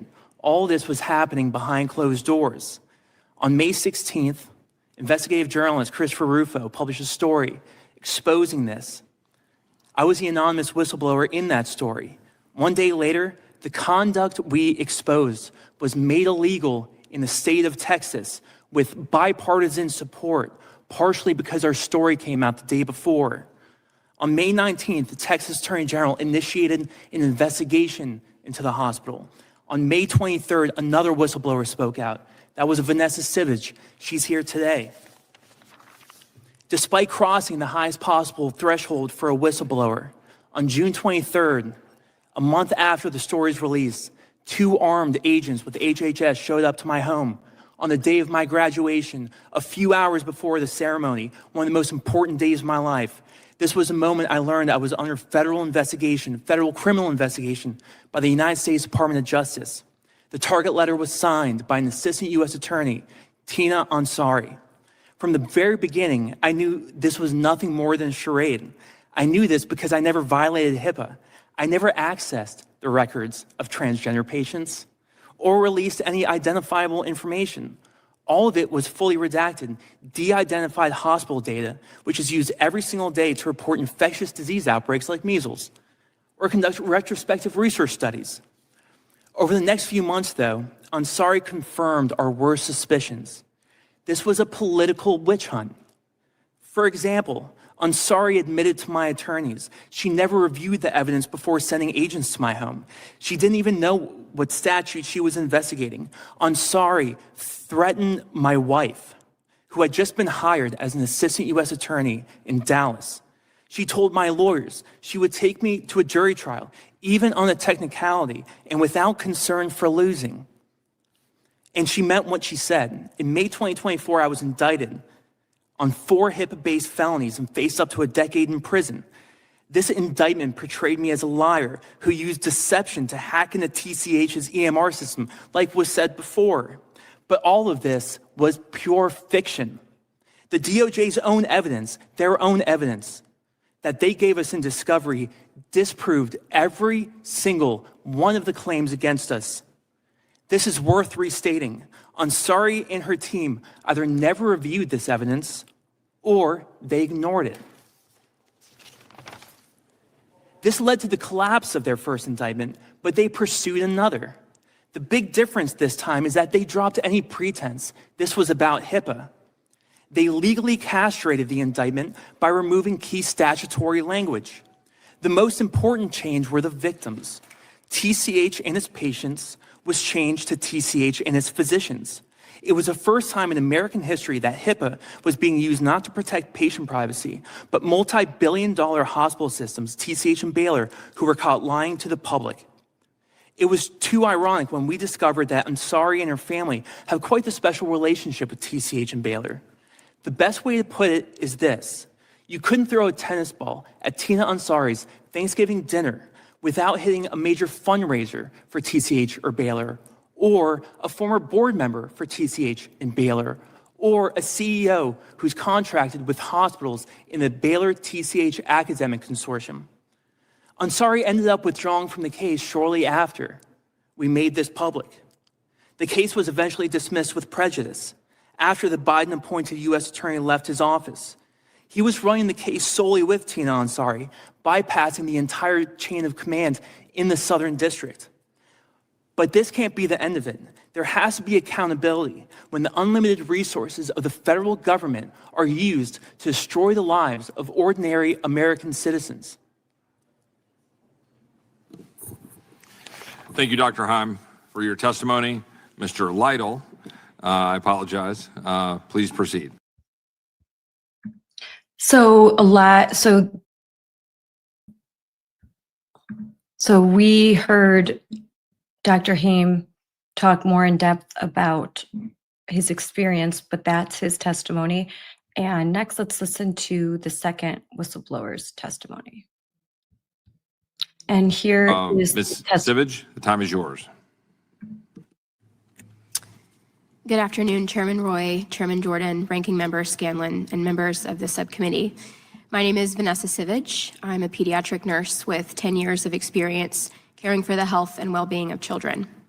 I would like to thank the committee for inviting me to testify today. My story is about shining a light on how children are being irreversibly harmed, the egregious overreach and weaponization of the federal government, and what it means to stand for truth no matter the cost. My employment at Texas Children's Hospital began in 2018. In 2021, I accepted a position within the hospital system in an outpatient multi-specialty clinic. I accepted this job not knowing that children confused about their biological sex were being prescribed cross-sex hormones and puberty blockers at my workplace. Over the next 3 years, disturbing trends and concerning practices emerged. I observed the harmful effects of sex change hormones and puberty blockers for children who were convinced this would be quote unquote life-saving treatment. I witnessed how doctors emotionally blackmailed parents by telling them that if they did not affirm their child's delusion, their child would harm themselves. In particular, I was saddened to see young girls suffering from profound mental health struggles like depression or anxiety, many of whom had also suffered sexual abuse or trauma, persuaded by doctors at TCH that hormones would resolve their gender confusion. History books will one day record this emotional blackmail as the greatest lie ever sold by the medical industrial complex to vulnerable parents and confused children. In May of 2023, I read an article about a whistleblower within the hospital who had come forward to expose the existence of their secret transgender program. To affirm this testimony, I became the second anonymous whistleblower in Christopher Rufo's subsequent article where I provided my experience as a nurse working in the endocrine clinic. 2 months later, on July 24th, 2023, my husband and I were hosting friends in our home for dinner when there was a knock on the front door. 2 agents from the Biden-Harris Justice Department flashed their badges, said they were from the FBI, and asked specifically to speak with me about issues at my work. I was stunned, and time seemed to stand still. These agents informed me that they had come to my home because they knew what I believed. What did I believe? In 2022, I had written an op-ed for the Washington Stand at the Family Research Council, in which I was publicly critical of so-called gender-affirming care, and I condemned the medical profession for abandoning biological realities and putting profits over patients. These 2 FBI agents apprised me that they were seeking to uncover the identity of the first whistleblower. Instead of referring to him as such, they used the term leaker, who in their words had violated HIPAA. And I knew this was a lie because I had read the article and its contents in which all personally identifiable patient information had been carefully redacted. We now know that this whistleblower was Dr. Eithan Haim, but at the time I had no knowledge of who he was. One agent effectively asked me to compromise my Christian convictions and made veiled threats against my career and safety if I didn't comply with their demands. He said that someone at my work had given him my name and they could make life difficult for me if I did not collaborate with their efforts. Their visit was designed to intimidate me into believing that I had no other choice but to cooperate with their witch hunt. Our doorbell camera captured part of this exchange, now viewed over 6 million times, in which the overreach of the government was on full display. I was disgusted how the FBI was mobilized against me because I had a politically incorrect belief. My faith in Jesus Christ informs my belief that men and women are made in the image of God and therefore unique in their biology, anatomy, and function. These distinct identities and roles cannot ever be socially redefined or medically reassigned. In the months that followed, I noticed discrepancies in the paperwork. My job consisted of refilling medications and obtaining insurance approval for those medications. I discovered how Medicaid was being billed for transgender interventions in direct violation of Texas law. I came forward publicly in June of 2024 to expose this. I also observed how TCH had misdiagnosed patients for the purpose of justifying those treatments. Additionally, the hospital had changed medical records by listing the preferred gender identity on the medical record instead of the birth sex, making fraudulent billing difficult to detect. In August of 2024, TCH fired me in retaliation for blowing the whistle. I am testifying today because I firmly believe that the weaponization of the government to silence political enemies must end. Whistleblowers display courage in a culture of cowardice when speaking the truth, safeguarding the well-being of children. Wow, that testimony was so compelling. I fast forward a little farther. Let's hear some more. This is just really, really shocking. And this is 2024. Oh, sorry, 2025. So the agents came, this was a few hours before I was graduating from surgical residency. The ceremony was later that evening. I was meeting with my parents, my sister, I was going with my wife. And so when the agents came, I refused to speak with them. My wife had advised me to, not speak with them without an attorney present. Yep. But, we knew that it was so corrupt what they were doing, that there was a certain sense of defiance. So, we kind of celebrated this new part of our life. It was kind of a hard thing to describe, but something kind of came over us. First two sentences, this office is involved in investigation dealing with federal law violations. You are a potential target in this criminal investigation. So you didn't want to talk to these guys, listen to your wife, which was good counsel and good advice, and good that you did that, but you did go get an attorney and you got the guy sitting beside you, is that right? Yes, sir. And Mr. Lytle, when you understood what was going on here, you contacted, just like you would as an attorney, you contacted the Southern District of Texas. You contacted the lady who signed this, the Assistant U.S. Attorney, is that right? Yes, I did. Tell me about that conversation. Well, I reached out to her, as a defense attorney would always do when there's a target letter out there, because that could mean that they're going to charge the person right away. That's under department policies, that means they believe he's a putative defendant. Yeah, normally that means they think they got a slam dunk case on this guy, right? That's right. Yeah, and they're going to negotiate some guilty plea. And you reach out to her, and what'd she say? Did she know anything about the case? She didn't know anything about the case. She had to talk to the agents, and she'd get back to me when she knew more about it. She signed the target letter, and she didn't know what the target was about. That's my understanding. Well, that was great. So then you had subsequent conversations, and I understand in one of these conversations that happened after you learned she didn't know what the heck was going on, even though she signed the letter that ruined his day, the day he's graduating from medical school. You have subsequent conversations, and she says, well, maybe he isn't a target, and maybe if he'd come apologize and say, pretty please, we'd downgrade it to a misdemeanor. Is that right? That's true. She sort of was a wink and a nod, like maybe we can pretend he's not a target. And I said that train's kind of left the station, and there's been emails with her calling him a target to me. And I said, I just can't do that. But why can't we talk about the case? And she still didn't know the facts of the case. She wanted it dead set to be interviewing Dr. Haim, which I didn't want to do that as a lawyer because I didn't want to reveal. I didn't know what she was getting at. And so they wind up charging him with the maximum, like 10 years, I think you said, the maximum they could charge. And they were so determined to get Dr. Haim, she was so determined to get Dr. Haim, even though he didn't violate HIPAA, didn't do anything wrong, that she not only threatened him, come talk to me, apologize, say pretty please, we'll make it a misdemeanor. She also went after your wife. She also went after Dr. Haim's wife. Is that right, Mr. Lytle? That's right. She alluded that she would not make any comments, or her agents make any comments about the background investigators for Dr. Haim's wife, as she's a new AUSA being hired, unless she became difficult. And I didn't really know what that meant, but I took it to being a retaliatory phrase that if she's going to be involved in this, then there's going to be something that's going to come for her too. Well, what's she supposed to do? She's a lawyer. She's married to married to Dr. Haim. She's not supposed to give him advice or counsel or talk to him? And this whole thing, any kind of HIPAA as a criminal case is so rare in this country. It's rarely ever prosecuted. But then in this context of this political debate going on, to come forward and charge Dr. Haim, it seemed just really out of control. It really was surprising to me to see this kind of a charge. We I think begs the question, why did they do it? Why did they do it? I mean, this seems so ridiculous. Why this behavior? Why do you think they did it, Dr. Lytle, or maybe Dr. Haim, or maybe even Ms. Sivage?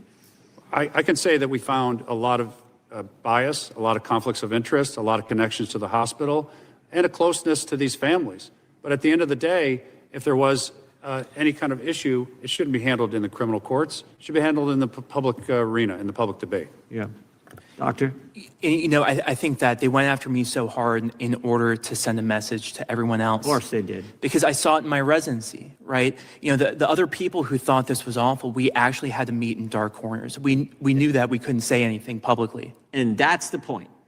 It's to chill anyone else from stepping forward. It's why they went and raid Mark Houck's house with all these agents. It's why they'd send multiple agents to the ATF goes into Brian Malinowski's house and he ends up getting shot. They thought he had like 6 gun violations. It's why they do it. It's to chill anyone else from coming forward. We will make life miserable for you, miserable for Ms. Sivage. We will do that because we don't want anyone else threatening the left's position. And that is the frightening thing. And I'll say one more. And I'll just say this and I'll let you finish. God bless you for doing it. God bless you for doing it. And Mr. Lytle for defending you. Thanks for stepping forward, having the courage to do so. And I'll say one more thing, right? They came after me in order to make my life miserable, in order to send a message. But they came after me, right, to make my life miserable. We're going to make their life miserable. All right, that's what we're going to do. I thank gentleman for his questions. I'll now recognize the gentlelady from Washington, Ms. Jayapal. Nothing could be more untrue, right? You have people who are undergoing the mental anguish of believing that they've been born in the wrong body. What these people need are not the most powerful chemicals humans have ever discovered. What they do not need, the most radical surgeries ever invented by humans. They need people to listen to them. Point of order. What these doctors are doing Time is are up. harming these We can people. submit an answer. For 5 minutes. Thank you. Mr. Leslie, what is the success rate of sex change procedures for children? If you look at the testimony from medical societies, they indicate. It's 0. You can't change your sex. So it's 0. So I want the record to be clear that the Biden administration targeted and prosecuted Dr. Haim and Ms. Sivage for exposing medical procedures, surgery, and pharmaceutical intervention that has a 100% failure rate. Am I correct, Dr. Haim? That is exactly correct. Dr. Haim, you have exposed the fact that medical providers were providing dangerous and illegal treatments to minors. And both the Biden White House and the activists who are actually running the show behind the scenes didn't like what you were exposing. Isn't that also correct? That's correct. And do you think that their subsequent federal pressure was brought to bear on you was that merely a coincidence, or was it to try to stop you from exposing what they were doing? It was in order to prevent me from exposing what they were doing and to silence other whistleblowers. Okay. Ms. Sivage, what is gender dysphoria? And I ask that question because I'm a pretty well-educated person and pretty well-read person. This is something that we didn't even really know about or talk about 3 or 4 years ago. What is this? Gender dysphoria is when a child is confused about their birth identity. And that the key there is the confusion, because the problem is not in the physical body of the child. The problem is in their mind. And so why are we pushing as a society a solution that will irreversibly harm and sterilize children's bodies when truly the problem is that they're confused about their birth identity in their mind. And so part of what I've done here and part of why we're here today is to affirm and to celebrate ultimately God's design for our gender and sexuality, and that is something that should be defended. Well, are there industries that stand to benefit financially from these procedures, these industries? I refer to them as the unholy trinity, which is the healthcare insurance companies, the pharmaceutical industry, and the hospital system. And all three of these institutions have much to gain because this is a highly lucrative industry that exploits the vulnerabilities of children. Why don't you explain that a little bit further? Well, in my case, I came forward to expose Medicaid fraud, and I saw firsthand how Texas Children's Hospital was illegally utilizing Texas Medicaid to fund quote-unquote gender-affirming care, which is really gender-denying care. And the taxpayers were billed for this, and that is illegal in the state of Texas. And so this benefited the pharmaceutical industry because the child is put down a path of medicalization, making them a medical patient for life. So the pharmaceutical industry has a vested interest in making sure that a child is initiated down this irreversible path. Dr. Haim, sex change hormones and puberty blockers are presented to patients and their parents as life-saving treatment. What is the reality and effects these treatments actually have on children? The reality is that what they're telling them is the opposite of the truth. These hormones, the blockers, the surgeries will put them down a path that they can never come back from. You know, they always say that it's reversible. But once you start changing your physiology from the inside out, right, because that's what these hormones do, they change the cellular architecture of every single cell in your body in a way that you can't take back. And, you know, it takes a while for the physical changes to develop. But once they happen, there's no going back. Okay, and so again, you've got lifelong patients as a result of these interventions. Yeah, and you know, they were saying that, you know, suicide rates have gone up. You know, is it any wonder that the suicide rates have gone up, but also the society, you know, convincing people that they're born in the wrong body, that, you know, the way they were created was a mistake, that the name their parents gave them is their dead name? Of course the suicide rates are going up. And it's exactly because of what these people call, quote unquote, gender affirming care. But what it really is the destruction of the self. It's a pretty cruel industry as far as I can tell. I have a lot more questions